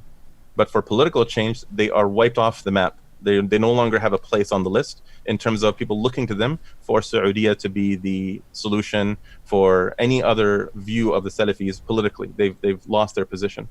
The same for Ikhwan al-Muslimin. They were given the spotlight and they failed. The jihadis, they were given the spotlight and they failed. And they failed because when you start with guns, the guy with the biggest gun essentially leads, right? But when you start with the culturing of Islam, those with the strongest understanding of the systems of Islam lead, right? So that's one of the things that the Ummah is going to start realizing, and the Ummah has realized as the arena is kind of being filtered. There's not much left in the arena in terms of the call for the Khilafah, which I find kind of ironic that some people are looking at the Hizb as if it's failing or it's falling apart, and it just really means they really, really don't. And I'm talking like some shabab who've been around for a long time.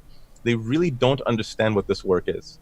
They don't understand the element of qada in it, right? This whole work revolves around the qada of Allah Azza wa Jal. You put in as much effort as you want, but if Allah Azza wa Jal wants you to be marginalized and He wants you to be unpopular, you will remain unpopular for as long as it takes for Allah to make you popular. And once you and again, the reason why this is so surprising is because this is in the seerah. Rasulullah ﷺ was the best man, the best human being that ever walked the face of the earth, but he was the best human being in Mecca among the mushrikeen of Quraysh. They called him al-Sadiq al-Amin. So it's not a matter of establishing legitimacy. It's not a matter of establishing trust or knowledge. He was the most knowledgeable, and he was seen as the trustworthy, the truthful.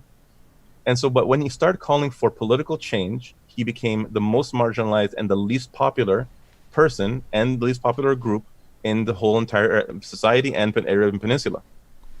And he kept on working with the best of society. Like we're talking about Abu Bakr, one of the most respectable and respected men, and actually probably the most respected deep in the hearts of people, right? And after the Prophet ﷺ. And then Umar and Hamza bin Abdul Muttalib, right? And you have Abdurrahman bin Auf, and you have so many people that were just really giants of that society, and so massively respected, and yet they were the least popular, most marginalized group in existence at the time, because Allah Azza wa Jal wants to test the hearts of the believers. It's not about you not putting in enough effort. Like the Prophet ﷺ went 3 years exiled from his city, 2 years not a single person accepting Islam, 2 whole years. Imagine in such a concentrated lifestyle that the change happened in 13 years. So much effort was put in, 2 years of work. Not a single person accepts Islam during that time. So anybody would say that this is falling apart. Anyone would say this is stagnating. Anyone would say that he's failed. And really, you look at it from the perspective of, I remember I had a conversation with a very wealthy brother here locally in my city. We were sitting, I think it was Eid, a few years ago. We were sitting, and he said, if I were to look at the Hizb in terms of their stock, their like value in the stock market, I would say that it's a worthless stock, right? I wouldn't put a single penny into it. And I said, okay, why don't you assess the stock of Rasulullah ﷺ 1 year before meeting Al-Khazraj, 1 year before that Hajj where he met Al-Khazraj, who came to him and said that we believe in you and we want you to come and we want to give you nusrah. And then he sent them back for a year, and then they came back with 15, 12 of Al-Aws and 3 of Al-Khazraj, and then 12 of Al-Khazraj and 3 of Al-Aws, and then he sent them back 1 more year with Mus'ab bin Umair. So I don't know if those who know the history, this was a timeline. This is the so Medina. 1 year. What's that? For those who don't know, this is we were talking about the Medina period. It went right before Medina. Just before Medina was given, yeah. Yeah, so 2 years before the Hijrah, he met Al-Khazraj. So if you were to assess him 1 year before that moment, so 3 years before the Hijrah, what would you assess the Prophet ﷺ, or the movement? Don't even look at it as the Prophet ﷺ, but that movement, how would you assess their stock? You put a zero, a big fat zero. You wouldn't give a single penny into it. But if you're a mu'min, you would put every single penny in existence into that. Sure. I have a question regarding that. So, like, I think it's a good time to kind of talk about the perception by non-Hizb brothers and sisters about Hizb, right? So when we talk about the Prophet ﷺ, the companions, there's still like an established, like, you know, we know he's the Prophet. We know even the non-Muslims regarded him as Sadiq al-Amin, etc. One of the perceptions that personally I would say about like his brothers in North America, like, you know, mashallah, you've been able to articulate your points pretty well, but when we meet them, like today, it's like brothers who are working cush IT jobs, they're not doing jack, and we only see them every 4 years during a federal election passing out flyers. Like, so it's like they don't seem to be like they just seem to talk and not offer. We don't see action. You know, say like people like are judged upon their actions, right? You can talk all you want, but you got to see credibility, right? The Prophet ﷺ was obviously, for us, that example, like some people would say that example doesn't like really jive because, well, he was putting in the work. It was evident, right? There's one brother we could say in Chicago. I think he does a really good job with this institution as far as like servicing refugees and things like that, right? But most brothers, the majority of his brothers I met in like Chicago, because when I grew up in Columbus, Ohio, I didn't meet them there. Most of them are like, again, working corporate downtown jobs, living in the suburbs, and you don't see any actual action. Yeah, you follow what I'm saying? So that's where I think like a lot of because nobody, I think you've mentioned when you're talking before that today people do not, you're not going to get pushback on the importance of Khilafah, right? Maybe in the past you would, but generally, you know, we watch Ertugrul now. Ertugrul got us convinced that we need the Khilafah. Just a disclaimer, Mazin. This man, he's a government Saudi stooge. He wants to see people getting tortured. That is his criteria for people who are actually working for their call. He's a Republican.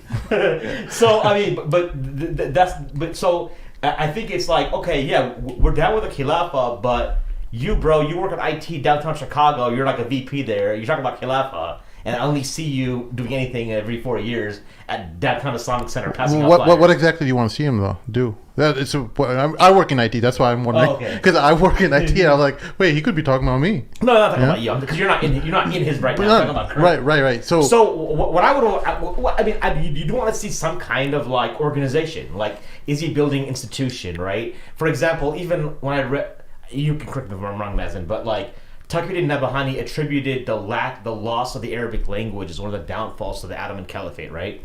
So like so it seemed to me like he emphasized language. Even when you see how the Zionists took back, they brought in modern Hebrew. They lost Hebrew, and they like brought that as like a common language, right? So when you see like it's hard for me to take it seriously when you see brothers who like aren't working. You just hear them talking. You seem the same dawahs, like these Desi invites. And that's the only time they talk about his. But like, what are you doing as far as, did you build an institution?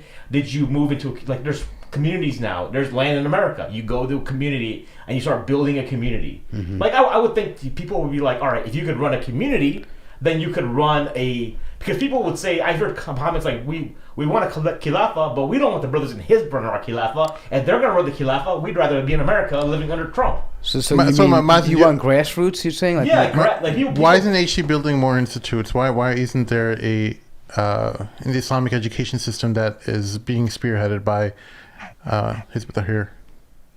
So that's where, I remember, go back to the whole, clarity, purity, and crystallization. And so when we look at the method from Islam, what is the evidence from Islam that institutions brings about political change? Did Rasulullah start building institutions? Did he start building schools and hospitals, trying to reach government positions, trying to get the Sahaba to go to government positions? Or did we actually kind of see the opposite? Umar al-Khattab had a major role in Dar al-Nadwa, the parliament of Mecca. He was heard and he was respected. Anybody who's seen the Umar series will see a practical example of the kind of conversations he had. He used to wrestle not only physically, he used to wrestle intellectually everyone to the ground. Nobody could compete with Umar in terms of his arguments and his logic in Dar al-Nadwa. And yet, he left as soon as he became Muslim. Right? So the question is that when we look at what are we doing practically in terms of, what... And so there's 2 points in this, really. The first question is, look at the life of the Prophet ﷺ in Mecca, and tell me if you can think of many examples of the Sahaba themselves going around and bringing about political change in society. How many of the Sahaba, prior to Medina and even after Medina and running things, how many of them were really so prominent? You'll find that very, very few of them were actually really prominent. And so it's not to say that, it's okay to not do something. No, everyone's putting in an effort. But the truth of the matter, the reality of the matter, is that you're always going to find those who are going to be much more capable at having an effect.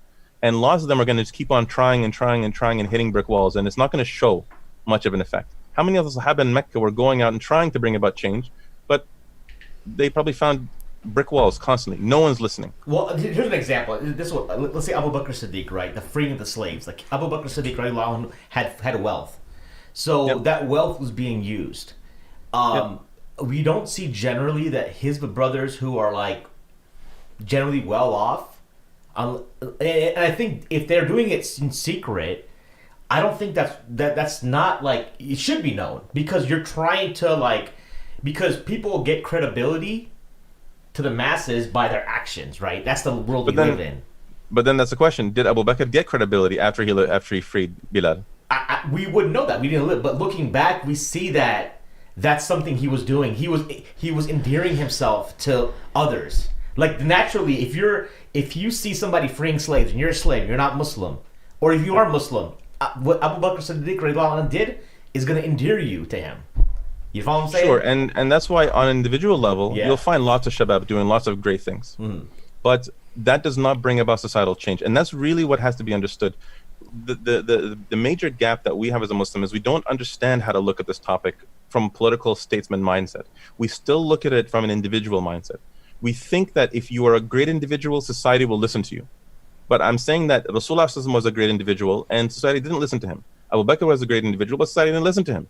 Umar ibn Khattab, Hamza ibn Abdul Muttalib, the 4 most prominent Muslims, the most powerful men really in terms of their status, in terms of their greatness in society. All the rest were, lowlifes really. And it's not all, but the vast majority of the leadership of Mecca at the time were lowlifes, right? And so like in terms of being really argumentative and being really just like looking for low goals, Umar ibn Khattab, when he was fighting against the Muslims, he fought actually for what would be considered a high goal, which is I want to preserve the peace in our society. We finally are together as tribes and we're not fighting, and the Muslims are causing this is going to lead to bloodshed.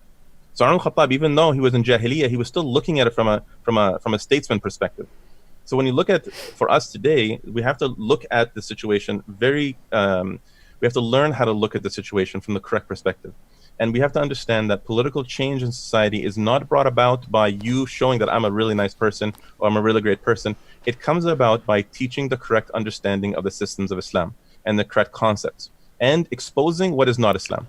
So exposing democracy, exposing the concept of freedom, of what it really is. It's freedom from Allah's authority, right? You're not free from the laws of society. You're not free from wearing a seatbelt or paying taxes, or you're not free to marry more than one wife. You're not free to, you name it, anything that's illegal, you're not free. So what are you free from exactly? You're free really from the authority of God on society. So how does that work for someone living in America? Because you're faced with the same old question. Well, if democracy doesn't work for you, if secularism is not working for you, why are you living here? Why don't it's you the same reason why the Prophet ﷺ and the Sahaba didn't leave Mecca. Because But didn't they make hijrah? So making hijrah means to where? Every single land is they went first to equal Abyssinia, status. right? Where they went first to Abyssinia, and then after that, then they came back. But then they went to, after Musab bin Umair made his, they gave him Nusra over there. Then he went to Medina. But I mean, they did leave Mecca. But remember, they went to Al Habasha because they couldn't handle staying in Mecca. Otherwise, they would have stayed. It was too much torture. That's why they went. They didn't go to Al-Habasha as a strategy to bring about political change. And that's why we don't take that into account when we're talking about how do we bring about political change. We look at what the Prophet ﷺ did and the Sahaba who stayed. To bring about political change, you have to address society. You have to have men and women capable of carrying this call, and addressing the thoughts of society, addressing the political systems of society, and addressing the people of power in society. And you can't establish a state without all three. So just to work backwards, if you have a state, or you're trying to get a state, but the people don't want your system, they want their current system, you can't bring about a state. If you want to bring about a state, people have the ideas, but they love the current system. They love Erdogan, they love Al Saud, but they want a khilafah. You can't bring about political change. You're not going to overthrow the government. Sure. You have the people hating the system. You have the government. And they have no loyalty for the rulers or for the system, and they want a complete Islamic way of life. But the people in power, the military, dominate everything, and they won't let you move. Like what happened in Egypt. That's the reason why Morsi failed. And interestingly, I remember back in 2003, I think, I had a very long conversation with a senior member of Al-Ikhwan al-Muslimin, and he was saying that Talab al-Nusra, so seeking military support from the people of military power, is not a tawqifi and like a core component of the method to bring about political change. And I was arguing it absolutely is. The evidence is indicated, and the practical reality indicates it. And subhanallah al-azim, look what happened with Muhammad Morsi, rahmatullah alayh. That's the reason why his government collapsed. Aside from the gradual implementing other than Islam for so long, people didn't feel the justice of his government because he's implementing man-made laws. The land laws weren't converted, the taxation system wasn't converted, the currency system wasn't converted. So people didn't feel a dramatic change in their life. But most importantly, the reason why he didn't have more time was because the military overthrew him. You have to have the loyalty of the people of power. So what about the other way? Like, I mean, you know, there were times where I know the Hizb takes the approach of approaching people in power and perhaps even specifically generals and commanders within Muslim countries. We could look at Pakistan or Uzbekistan where things like this happen, where the Hizb was crushed in some ways. I mean, like completely, and they suffered for that. I mean, would you say that? I mean, now one would classify that as a failure as well too, right? I mean, they would say, well, they tried and they failed. I mean, in reality, these commanders and people in these positions are there for a reason, because they want money and power, right? And when that threatens, that is not really going to be met very well, right, or have a good ending. Yeah. So I mean, how do you rectify that? Well, either you work with the military and you try to make nusra with them, or you try to make dawah to them, or you do it on your own. And in both scenarios, we have a failure. Yeah. So he brings that's up, why. Yeah. Sorry, go on. No, I was just going to add to that he made that point, and also the fact that by your conditions about clarity and the concise idea of bringing about change and the goals and objective of establishing the caliphate, only HT follows that, meets those metrics that you outlined earlier. Whereas Ikhwan and even all the other groups we mentioned aren't even part of the picture. So when you take into account the failures in Uzbekistan, why is it that HT has failed so badly in the Muslim countries that it has operated in? Yeah, and that's why using the word failure is an important thing. And it's not that I see like, don't say Hizb-ut-tahrir has failed, but you got to be very careful, because if you say the Hizb has failed here, that means you're saying the Prophet ﷺ failed when he went to Rabi'a, Bani Amr al-Sa'sa'a, Bani Shayban, Ta'if, and so on. So when the Prophet ﷺ went and approached them, and he went to Rabi'a, but he found that they were too weak, so he left them. He went to Bani Shayban, but they said they wanted they said that they won't fight the Persians. So he called them to Islam, and he called them to give him nusra, and they rejected him. Or they rejected all the conditions. They had one condition, and he rejected them. When he went to Bani Amr al-Sa'sa'a, they wanted the Khilafah after him. They said that in the end, they said, what? We're going to put our necks out in front of the Arabs, and then after you die, the Khilafah is going to go to someone else. We don't want what you have. So they rejected him. When he went to Ta'if, and this is the best example, the Prophet ﷺ had a dream. He had a ru'ya of what the place of the hijrah will be. And it was a valley with trees, lots of trees and water in between it. And so he thought it was Ta'if. So when he went to Ta'if, that was the vision that he had in his mind. And he received the worst rejection that he received from anyone else. And it was actually Medina. Medina, at the time, Yathrib and Ta'if looked very similar. Quba, they're in that area. Yeah.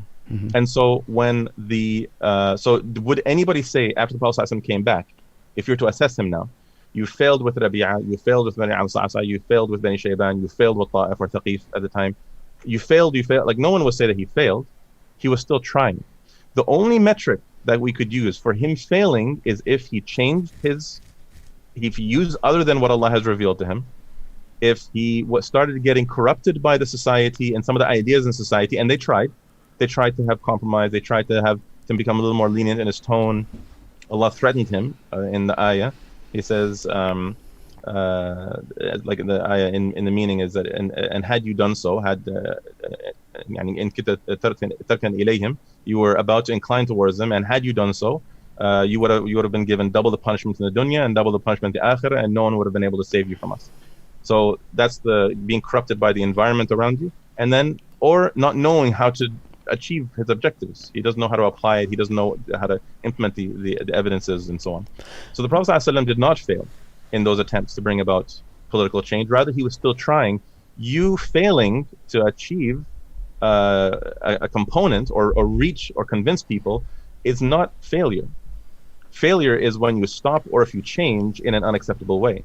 So when you look at like other groups, they change. Like Al-Ikhwan al-Muslimin publicly announced back in 2008 or 2009, they publicly announced that they accept the principles of democracy. Right? When you look at other groups and they start speaking in the context of Pakistani nationalism or Turkish nationalism, right? So these are all these groups have failed because you're now corrupted by something alien to Islam. But the only way that you can start off by having a chance at success. So we're not saying that the Hizb has succeeded either, right? So we're working towards it, but we haven't failed because we have not changed our evidences. We have not been affected by any corruption from external outside of Islam, and we know exactly how to apply our entire system still. Nothing has changed. Mm-hmm. And so even if we're trying to do this for hundreds of years, it doesn't change a single thing. Because failure is not by failing at achieving. Like if I have a conversation with you and you don't agree with me, that doesn't mean the Hizb has failed, and it doesn't mean that I've failed. It just means we had a conversation where you don't yet agree. But do you think it's fair? So do you think it's fair to critique the brothers in North America? Because when I talk to his brothers here locally, they'll say that we don't have a desire. The Khilafah should be established in Muslim lands. Is that right? That's where the foundation is. You're not trying to bring Khilafah to America or Canada. That's what we hear here. That's what we hear, right? Yeah. So I'm like, okay, so we understand. So you understand that. So when you're in stage one, you're culturing. So, and by the way, that's one thing I was hoping you could get into a little bit. I don't understand. Like we kind of glossed over it, but did Sheikh Taqiyuddin Nabhani emphasize the knowledge of the Arabic language or not? Because if he did, yes, absolutely. Okay, yeah, so like, where is that? That's one thing that like has to be like. I guess where is that today, or is that acknowledged that that you guys are working with the brothers in Hizb to make sure they have that understanding as part of the culturing, right? Is that okay? And then go ahead. Sorry. So I was going to say what's really important is to differentiate between Hizb adoption and conversations you have with some of the Shabab. Sure. And so Hizb adoption, it means the Hizb has stated that every member must accept this opinion and carry it, even if they disagree with it. Okay. Right? Whereas if there's things that are not adopted, whether it's either a Shab, either it's not adopted, which means the Shab can have any opinion he wants on the topic, such as like Salah. You can adopt any madhab you want on Salah and so on. Or the Shab might not know the adoption. Maybe he made a mistake or whatever, and then he says something that contradicts the adoption, but he doesn't know. Or if he knows, then he needs to be reminded this is the Hizb adoption, and you're not allowed to contradict it. So certain things that are Hizb adoption, if you look at the adopted books, like the ruling system in Islam, the economic system in Islam, things like this, the book called The System of Islam, Party Structure, these books are adopted books. And so everything in them, all the members of the Hizb across the whole world, we all have the exact same opinion. There's no variations whatsoever on our opinions. But when you have a conversation with the Shabab in America, you'll find when we're talking about the work to bring about the Khilafah in the Muslim lands, it's very important to recognize that first of all, when Sheikh Taqi rahmatullah alayhi talked about the Arabic language, what he said and what we adopt is that the Arabic language is the foundation of Islam, and the only people who can lead the deen and the ummah are people who speak the Arabic language. Because they're the scholars. And we don't mean that you can't have somebody who doesn't speak Arabic lead, because we have lots of Shabab in Indonesia and all around the world, Pakistan, that don't speak Arabic, but the scholarly knowledge of Islam must come from those who speak Arabic fluently, regardless of whether they're historically from an Arabic bloodline, quote unquote, because really Arabic language is an Arabic language. You have a guy in Pakistan who speaks fluent Arabic, he's an Arab because he speaks the language. And so, but as far as the Khilafah coming from the Arab lands, that's the starting point. So the Sheikh Taqi talked about this, that's the natural starting place. And the Muslim lands in general are the natural starting place. And so it has to start from the Arab world, but it doesn't mean it has to stop at the Arab world. And then when it extends to the Muslim world, but it doesn't go beyond the Muslim world. And the reason why is because that's where the Khilafah was lost, and that's where the Khilafah has to be restored. We have to unify those lands back again. We have to consolidate them back under Islam again. But even in a more practical sense, and really this is what's so important to understand, is that the method to bring about political change, as I mentioned, requires 1, the people have to want an Islamic way of life. 2, they have to reject their system. And 3, the military not only has to accept it, but before that, they have to become Muslim. So the whole military has to be Muslim. That's one of the conditions for a Khilafah. And so, which makes more sense? To establish the Khilafah in the lands where the people want Islam and they're Muslims, or to go somewhere where they don't want Islam, the whole military are non-Muslim. Pick any land in Europe, you'd have to get the people of, let's say, Germany, to get them to want to live according to the Islamic way of life, and the whole military has to convert to Islam before you can actually make it into a Khilafah. Whereas if you go to Egypt, Turkey, Pakistan, Saudi Arabia, Syria, you name it, the people want Islam. All you have to do is get the military really to repent, ask Allah for forgiveness, and then support the da'wah, and then you'd have a Khilafah. Sure. So wouldn't you then want the brothers in the U.S., because you would see, I think that's what it comes down to, again, putting skin in the game, that these brothers there should be almost a migration or a hijrah to those lands. Oh yeah, without a doubt. Because when we grew up over here in Chicago with a brother by the name of Naveed Butt, who his name was Butt. Yeah, like the rear end. It's a Pakistani last name. It's Bhatt. Okay. Yeah. He just changed his last name. Just it's like a Kashmiri origin. So I think. the brother. Okay. Let me finish because before the brother studied over here with the Hizb, and he went to Pakistan, and he ended up becoming the spokesman of HT in Pakistan. Okay. He's a brother that we all knew. He went to school over here in university, just a few miles away, and was a very respected brother in the community. You know what? I think a lot of people... And this brother ended up getting picked up by the intelligence services in Pakistan and has been missing for about 5 years now. And this is a brother who we all were close to when we were growing up, whether you were with HT or not. This was somebody who put his skin in the game, and he went off and he got captured by the Pakistani authorities. So there's many different situations like that, and they're not all publicized. And there are brothers who, Mazin, why is it that there is a need for a presence of HT in Western states like America and the UK? Let's maybe answer Mahin's question in that way. I was thinking that Mahin might say, well, I mean, look, I'm all for the idea of giving dawah to military leaders, but I mean, I think. I think part of the reason why Mahin is pushing back a little bit is because there's a stereotype that, Hizb-ut-tahrir members just go to coffee shops and they hang out and they just talk about Khilafah all day long, and that's it. There's no work. There's nothing to be done. It's the same conversation the last 10 years. Nothing's being changed. And so I guess... It's almost like an excuse to not do anything. Right, so... That's how it's perceived, at least. In some circles, yes. And I guess the reason why it's that way... And by the way, I'm not saying any of this is true. I don't know these people personally. I don't know what they do. Allah knows better. But I'm just relaying kind of the stereotype around the classic HT guy, maybe around the Midwest or maybe in America, right? And I think... part of that is just to give an example, I would say, well, hey, if HT believes that, giving dawah to military members is something good, then why not maybe perhaps focus on the American military, right? Hey, make dawah to them. No, but I'm not saying that because I agree with because that's like stage 3. You want the people in the the people aren't ready. Okay, I just want to say because I'm not sure what you want them to do exactly. No, I want them to make hijrah. I want them to start making hijrah. To leave America. Yeah, because here's the thing: you're always gonna have people here who are gonna be here because they're gonna try, but there should be an emphasis. Like the Salafi brothers used to always talk about hijrah, right? But you saw them making hijrah, and then they would communicate back to us okay, so not everyone can go. Well, practicality, I'll be honest, okay? Right. So I'll let Mazin answer because I want him to talk about this. Yeah. But the thing is that here's the thing.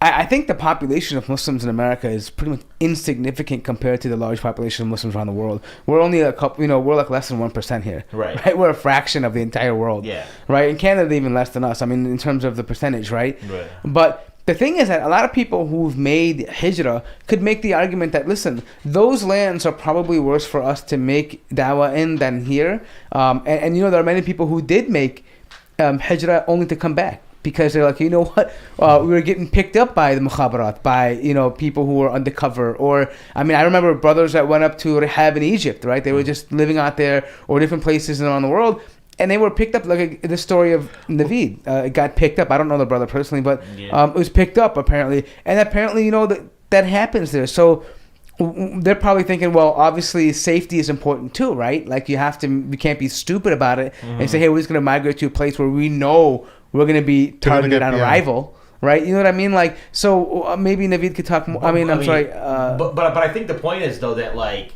there's, like, in America, none of these conditions are met. Well, okay, let's just imagine a guy like me or Mort.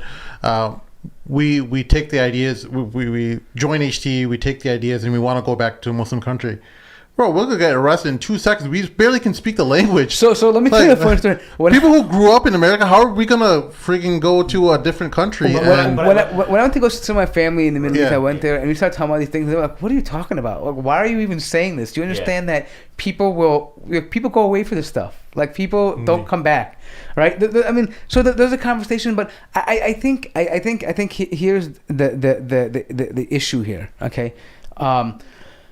You want to see change, and I will say this as a personal level, okay? For me, I would have had, like, I'm not a member of the Hizb. I don't have an intention of joining them, but I will say this much. If it wasn't for the Hizb in America, and I think I could say this for a lot of people around me, nobody would have known what the idea of the Khilafah was.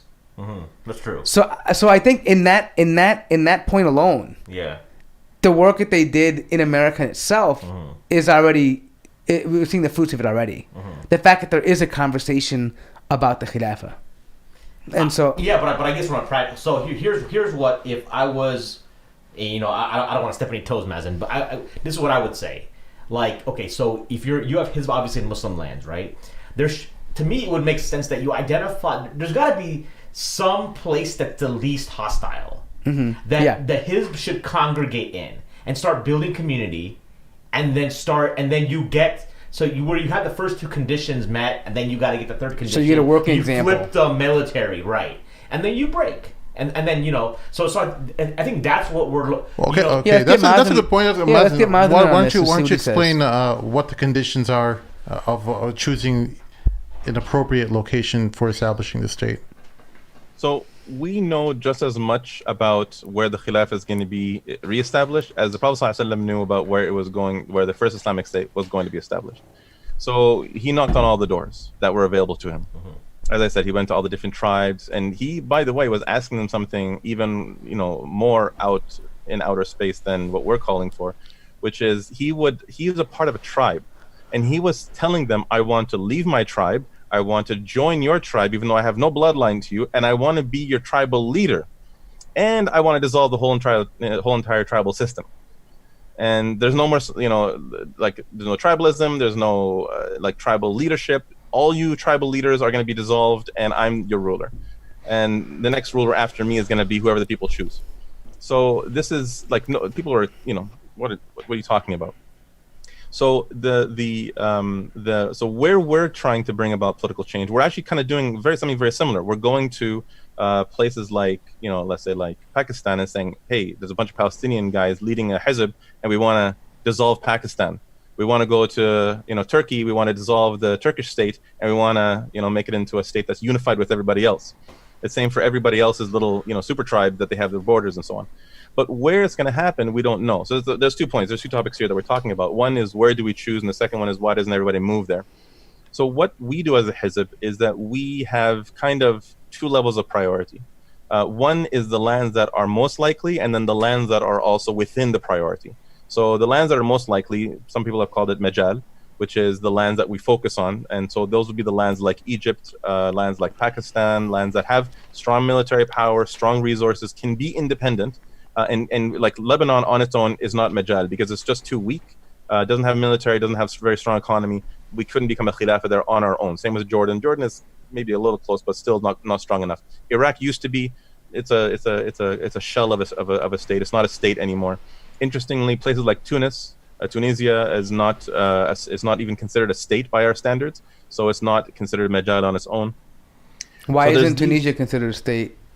Where? Why isn't Tunisia considered to be a state? The simple way of explaining it is the police is stronger than the military, right? It's a very it's not a it doesn't have the military authority to become an independent state. Mm-hmm. So anyways, but all these things have to do with the analysis of the leadership of the Hizb. So the leadership of any group, that whether it's the Hizb or another group that's trying to reestablish the Khilafah, they will do their own assessment of where is most likely, and that'll dynamically change month to month, moment to moment, year to year. We might see that, for example, Iraq was at the top of the list, and then it no longer is. Syria was at the top of the list. It kind of is no longer really there. It still is. What's at the top of the list now? Well, so we don't really talk about that well, much not anymore. necessarily as an organization, but at least from an outsider's perspective, I would probably look at Turkey as the top of the list. Yeah, so in terms of having I was kind of a Brunei, but they're rich. They got money. No, you need a powerful. No, what happened? I'll say Bangladesh. You start small. You need a strong military, right? You want because as soon as you implement the caliphate, you're challenging the world's establishment, their economic system. You're challenging monetary systems by changing backing to gold and silver of the currency, at least. So you need to have a strong military that will probably defend a new state against foreign attacks. Well, looking at power rankings, you only have Egypt and Pakistan. No, you have Turkey. Turkey and Pakistan. Pakistan. Turkey, Egypt, and Pakistan. But Turkey is still lower than the... One thing I would add here is just noticing that, again, lots of these analyses that we're making has to be intrinsically linked to the strategy of Rasulullah sallallahu alaihi wasallam, his wisdom and intelligence, and what his minimum standard was. Al-Aws al-Khazraj, even if they were joined, they still weren't considered some super powerhouse that could take over the world. They were still quite weak relative to Quraysh, but they were strong enough. And that's why the people who are leading, who are the most knowledgeable, really the wisest, with the most experience, the most depth and profound insight, they're the ones who will be doing this analysis, and they're the ones who will be making these types of decisions. Generally for us, we just look at it in general. We say Turkey, Pakistan, Sudan. There's a lot of different possibilities that are kind of up and down, and they change a little bit. There's sometimes hidden powers that have a lot more power. Like, for example, Saudi is actually weaker than you might think, but they're like a military equipment storage facility. That's kind of, you look at Saudi as on their own, they're not very strong. Well, that is slowly changing because they're getting practical experience. Unfortunately, now in Yemen, they're actually using their weapons now. I mean, before they were just kind of on their own fellow Muslims. Yeah, exactly. Yeah, but I mean, I know it's bad to say that, but they actually are getting. I mean, before, you're right, they just used to be a depot for just weapons. You just stockpile them there, the planes, the missiles, and now they're unfortunately being used. But so let me ask you this though. So Sim talks about being a military might. When I look at the seerah of the Prophet ﷺ, I see in Badr there was nobody there. It was 300. I mean, versus all of Quraysh pretty much. I mean, their might. So is the military, having a mighty military, that a necessity requirement in order for like for example, I just mentioned Brunei. The place is rich, it's wealthy. Let's say that someone flips the Sultan of Brunei and says, "Hey, you know what? Put all your money into the Khilafah. Let's make it." Obviously he has no military, right? He's not very strong as far as he's not a force in the world. Would that be a viable? Would that be a not a viable option because he does not have a military that is, by judging standards, is not worth anything. Right. Yeah, and so that's why, when we look at the Prophet ﷺ, he again shows us how to deal with this question, which is when he went to Rabi'ah, the hadith of Ali ibn Abi Talib narrated by Al-Bayhaqi mentions that Rasulullah ﷺ, he says that when Allah commanded his prophet to go and present himself to the Arabian tribes, we went to Rabi'ah. He took me and Abu Bakr to Rabi'ah, and then the hadith is very long, and he talks about all the questions that they asked Rabi'ah.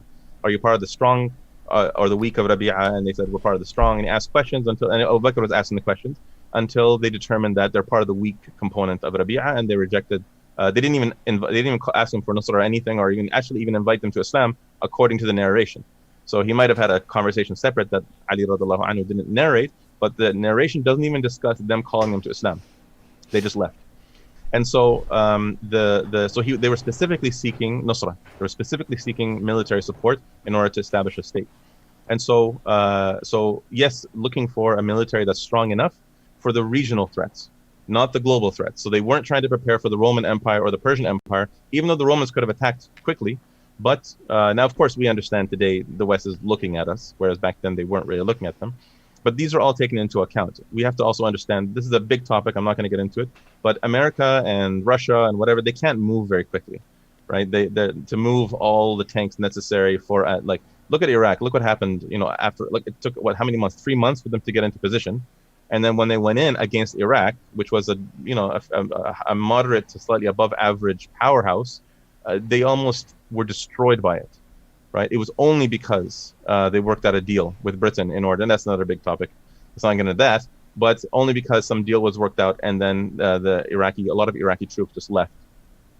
And so, but the main thing is that when we look at the strength of the Khilafah, when it happens, there's another element that we also have to remember. As I mentioned a few times already, the element of qada in all of this. We have to always remember this is not just a strategic analysis. This is not just a logical analysis. There's an element of qada, but it's not just throwing caution to the wind. Allah will take care of it. No, it's understanding where qada is in this method. Allah just showed us in the life of the Prophet ﷺ where that element of qada is always needs to be taken account at what point. So what we do, we're looking for something that makes sense for the regional of power and so on. Also recognizing that it doesn't have to be immediately in front of us. So the Prophet ﷺ went to Bani Am Sa'sa because they were strong enough. Where they weren't the strongest, but they were strong enough. Bani Shayban, they were strong enough. Thaqif, they were strong enough. But Al-Aws al-Khazraj on their own were not. Anybody who's looking at the Arabian Peninsula before they united would say that Medina is not even, Yathrib is not even an option. Because Al-Aws al-Khazraj are fighting each other. They're both very weak. They're killing each other. They're the laughing stock, really, of their Arabs because they're so worthless in terms of their political stance and authority and power. And when they came to Rasulullah ﷺ, he sent them back and he said, okay, basically the gist of it is if you were going to give us support, you have to come together with Al-Aws. So they went back and they came back and they showed evidence that they have 3 of Al-Aws with them. So they're showing progress. He said, since you're showing progress, again, in the meaning of it, he sent Mus'ab to go and consolidate that. And so he started working to bring about unity. And Allah has revealed the ayah to talk about the unity. وَاذْكُرُوا نِعْمَةَ اللَّهِ عَلَيْكُمْ إِذْ كُنْتُمْ أَعْدَاءً فَأَلَّفَ بَيْنَ قُلُوبِكُمْ and remember the blessing of Allah if you were enemies and Allah brought your hearts together. And then there's another ayah that says that even if you were to spend all the wealth in the world, you would never have brought their hearts together. So where the Nusra is going to come from is not only Allah's decision, it's very likely going to be looked at in history after it's done. We're going to look back and think, we never saw that coming. The same as Rasulullah ﷺ never saw Al-Aws al-Khazraj united. Nobody saw that coming. Right now, maybe Allah told the Prophet ﷺ at some point in time, this is all ghaibi issues. But what we do know is that this is, when you look at history, the Prophet ﷺ went to Ta'if. He didn't even, Al-Khazraj came to him. And because they said the Jews are saying that the next prophet's going to come and join them, the Jews of Medina, and they're going to come and kill Al-Aws al-Khazraj. So he said, let's go get him first so that he doesn't come and kill us. So then they went and they said, we believe in you and we want to give you Nusra. And then the rest is history. So that's why when we look at today, we have to understand what's our role. Our role is to do the very best we can based on the components we have, which is to look at the lands that are Muslim dominated, to look at the lands that have economic and military power, and the capability of being independent with a responsiveness from the people. Now, we might meet no response whatsoever until just right before change happens. And that's why some people are complaining, oh, well, we see nothing. We haven't seen change. If you saw change and you saw support for the Hizb, we'd have a Khilafah in months, maybe a year. That's how things work. Rasulullah had no support until right before it happened. Like, you wouldn't even have known Al-Aws al-Khazraj are a powerhouse until right before the Hijrah, right? Because you wouldn't have even really known that they're uniting until just the last year before the Hijrah. There's been a lot of speculation on the Hizb and its relationship with the AKP, Erdogan's party. Well, what kind of relationship is there with regards to the Hizb-ut-tahrir and the AKP? How are you guys working together? So, obviously we're not working together. They released a large number of members of the Hizb right before the elections in Istanbul for the mayor position, and then they went and arrested a whole bunch of them right back and threw them all back in jail. May Allah have mercy on the brothers and release them soon. And so the reality of the AKP and any of these parties is that their interests revolve around remaining in power. Now, you might have some people who are thinking according to the gradualist, pragmatic kind of approach. Let's get a little bit in khud wa talib, take what you can and ask for more. But the truth of the matter is that when you're working within the system will never allow you to change. Nobody, by the way, nobody in history has ever changed a system from within. Ever. Not a single time. You only work within the system to make the system a little better or a little worse within the system. Nobody has ever successfully worked within a system in order to overthrow it and make it into another system. Every single change of an entire system, like a core, like a fundamental change, had to be an overthrow, right? Because, like, think about this. During the time of Abu Bakr, Umar, Uthman, Ali, Umar ibn Abdul Aziz, Harun Rashid, Al-Mu'tasim,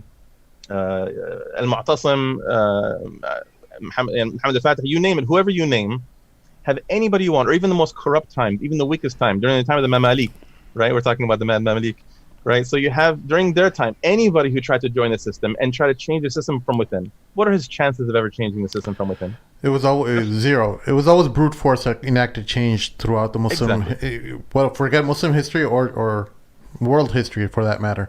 And what we know now is, at least what's different from, here's a curveball for you. People could say that Hizb's interpretation or their analogy of using the Prophet's reality and using that as a template to enact change today is wrong because the Prophet ﷺ didn't have the Westphalian nation state borders that he had to work with.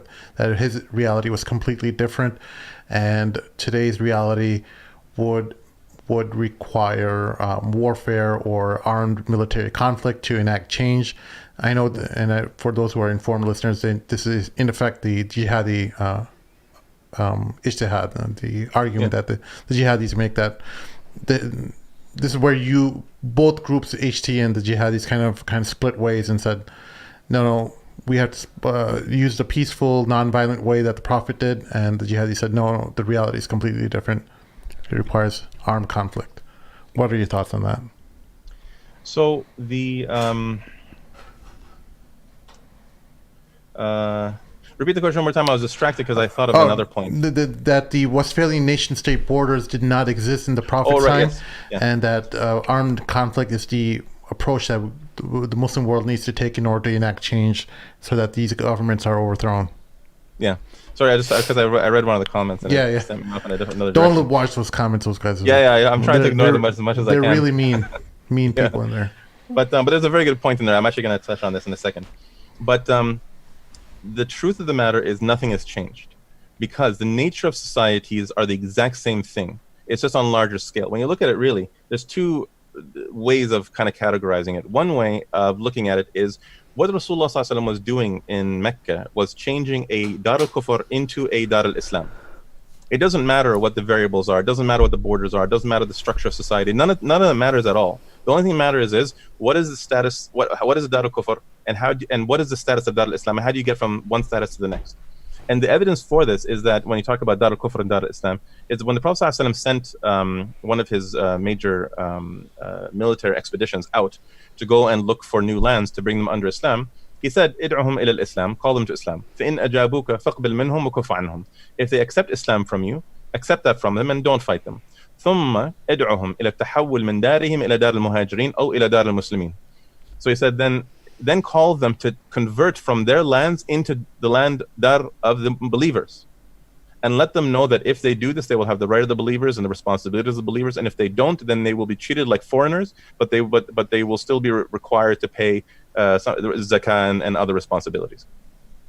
So so what's interesting about this is that he said even if they become Muslim, they're still not part of Dar al-Muslimin. They become part of Dar al-Muslimin when they accept the authority of the state, which means that the Dar al-Islam is defined by the laws that are applied on the land, not the population of the land. And therefore, when Rasulullah was trying to change a Dar from Dar al-Kufr into Dar al-Islam, it doesn't matter what the current situation is. That means nothing. The only thing that matters is he's trying to change the land that does not have Islam applied to a land that does have Islam applied. So that's the first point. The second point, when it comes to the topic of the military strength and so on, and is different, actually, what's really interesting about that is we are living in the exact same reality with one small variation. It's just larger.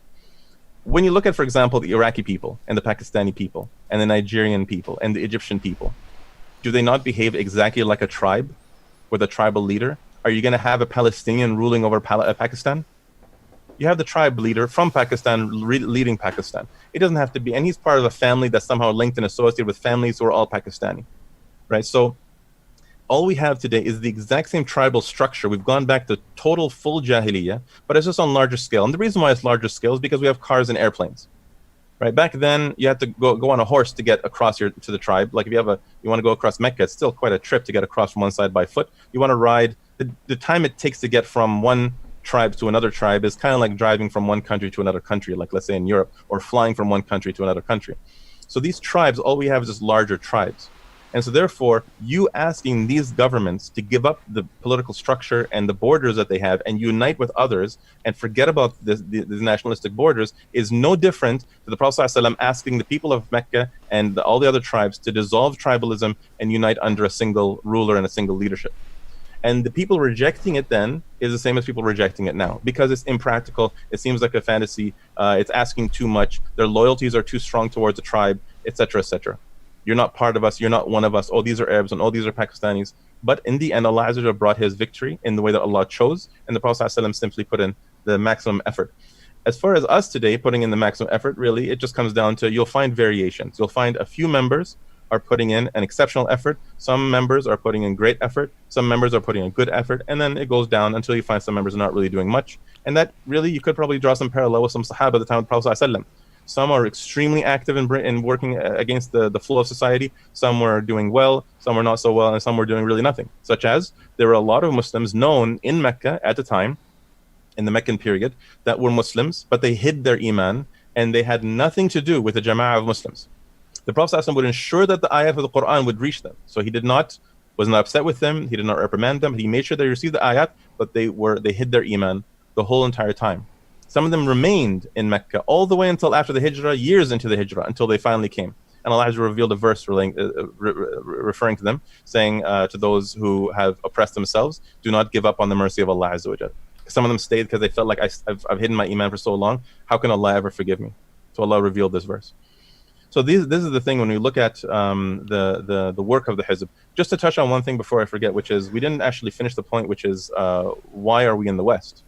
And this links to the work, to like how are we going to achieve this, and is it practical?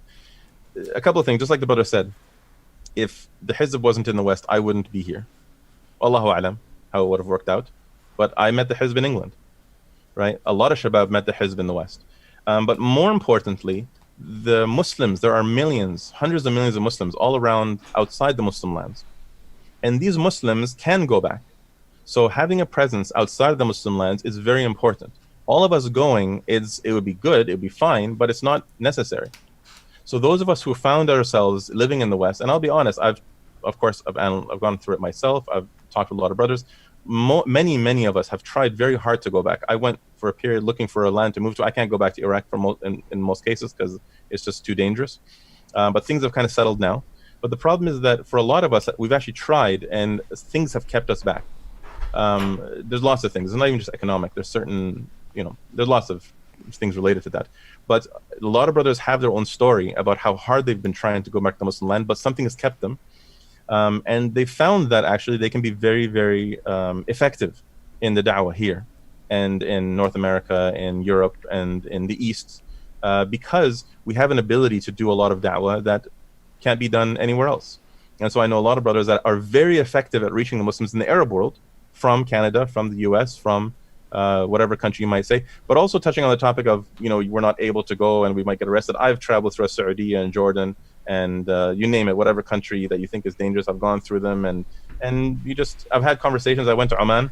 I sat there in a public place. We were sitting outside where they have those outdoor barbecues, and I was just talking about back then about Qaboos.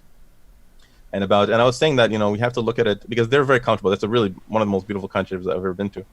And we were talking about, it's not about talking about how comfortable the lifestyle is, but really it's about, is this a life that we want to remain under forever?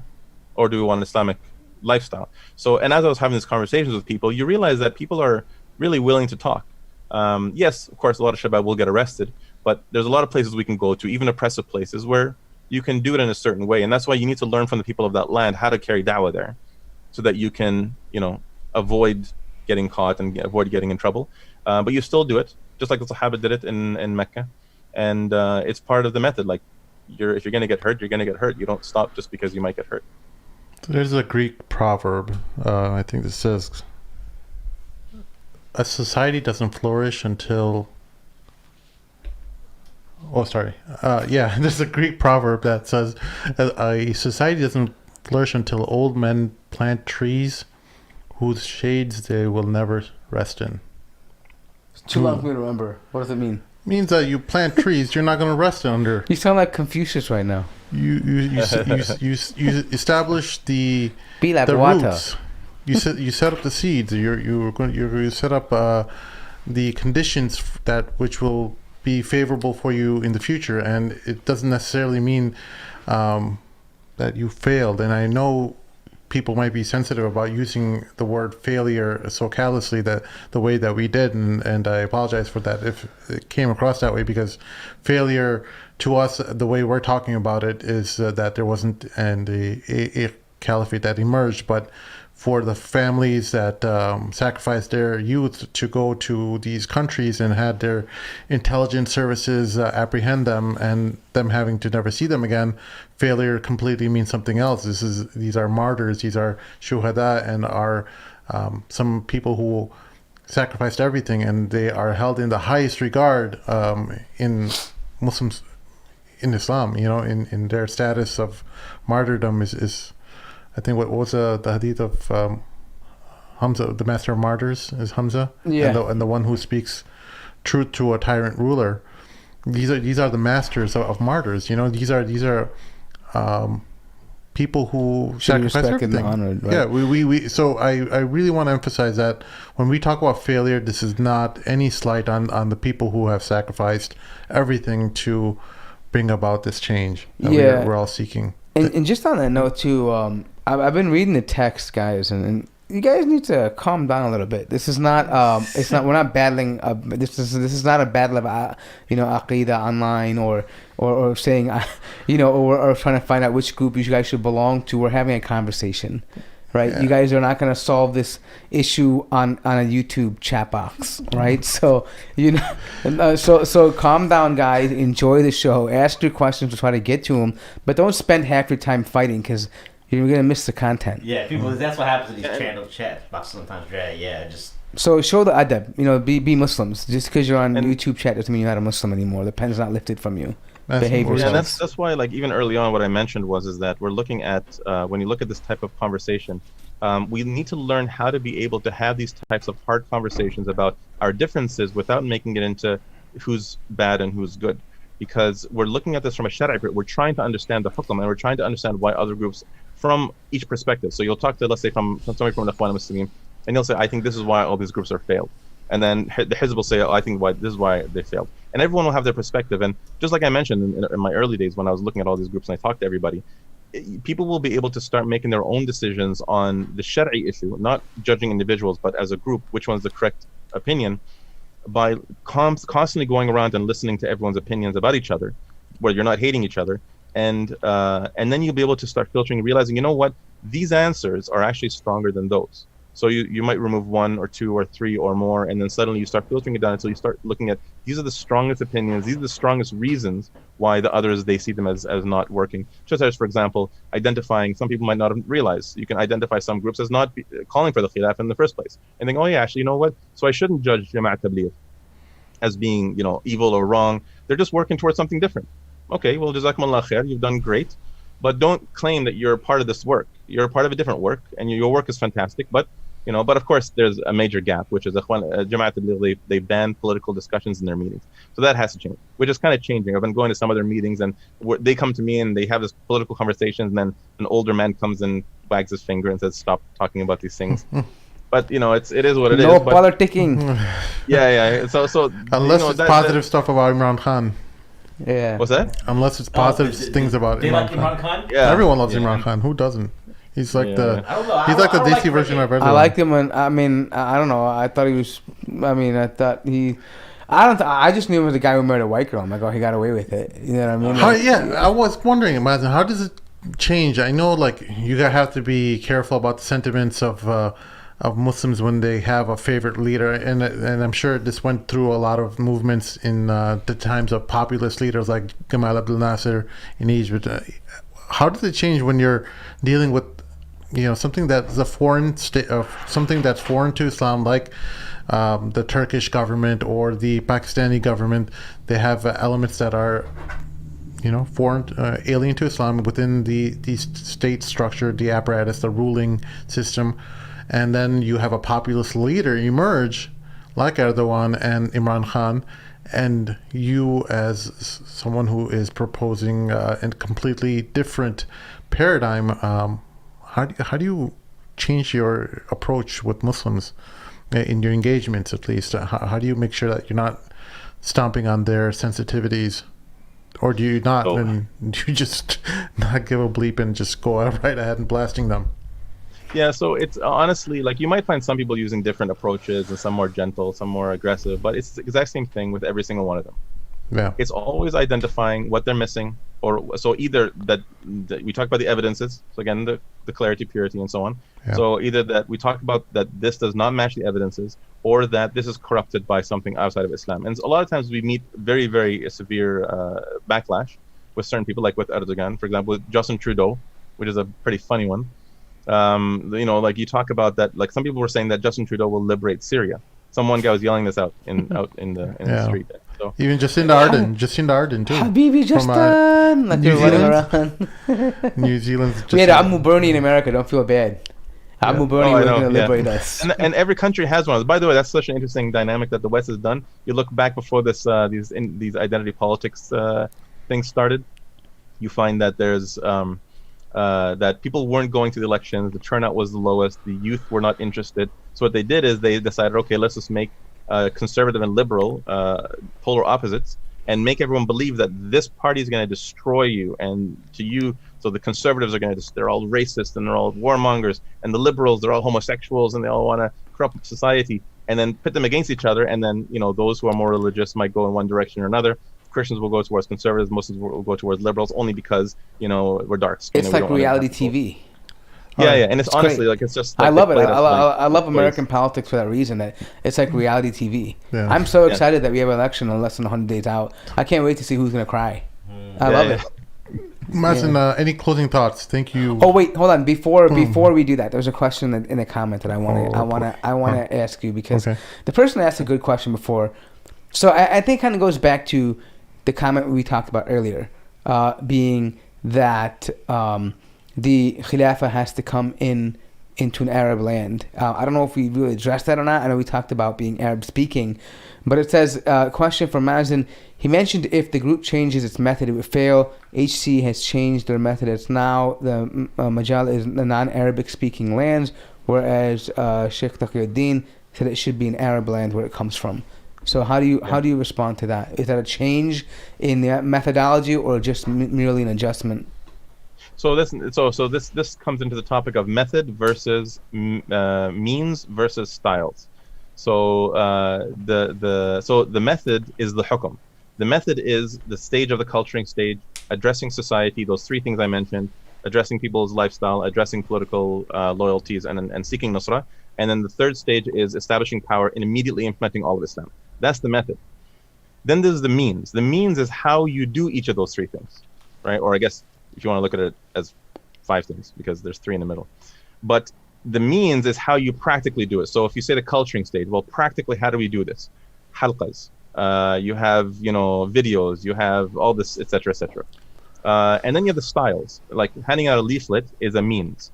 If the leaflet is going to be very harsh in tone, or more educational in tone, or more reasoning in tone, or you're going to yell at people and throw it in their face, or you're going to say, put it on a table and let people take whatever they want. That's the style. So the style is the way that you do the means, and the means is the way that you make the method applicable. So where the khilaf is going to be reestablished is part of the means. It's not part of the method. The method, because the method is tawqifi. What method is from Allah Azza wa Jal. You can't change the method. You can't adjust. Time doesn't change the method. the pressure, the failures of attempts, and so on. None of these things will change the method. The method stays the same. It's like salah. It doesn't matter what happens in your salah. You still have to pray salah the exact same way. It doesn't matter how much you try to, whatever hukam it is that you're trying to do hajj, how many problems you face. Just because you have some obstacles in your way to do hajj, you don't change the method of hajj. And so, where we reestablish the khilafah, it's a practical assessment, right? So that's part of the means and the styles. And so we look at, well, now it's Al-Sham, next it's going to be Pakistan, next it might be Sudan, next it might be Yemen. You never know, it's shifting. So that changes all the time. So there's no issue with changing that. And anyone who said that this is a changing of the method is wrong. So it's not a changing of the method, it's a changing of the means and the styles. We might suddenly start, doing videos. We might stop handing out leaflets, although that probably will never happen because handing out leaflets is one of the most powerful ways of doing it, of getting a message across. But yeah, that's the thing is that and by the way, we didn't say that it has to start in the Arab world. The books specifically say that it naturally starts in the Arab world and it'll expand outside of that. So it naturally will have its leadership in the Arab world. So it doesn't have to be in the Arab world. It'll expand outside the Arab world, and it has. And there was no moment where the Hizb had to reassess what have we done and what mistakes no, it's just that we knew. Of course, it's very naturally going to go outside of the Arab world, but it's naturally going to start there, because if you're looking at because it has to come from an ijtihad, right? So it has to come from somebody who speaks Arabic. Yeah, Mazin, thank you so much. We're all out of time.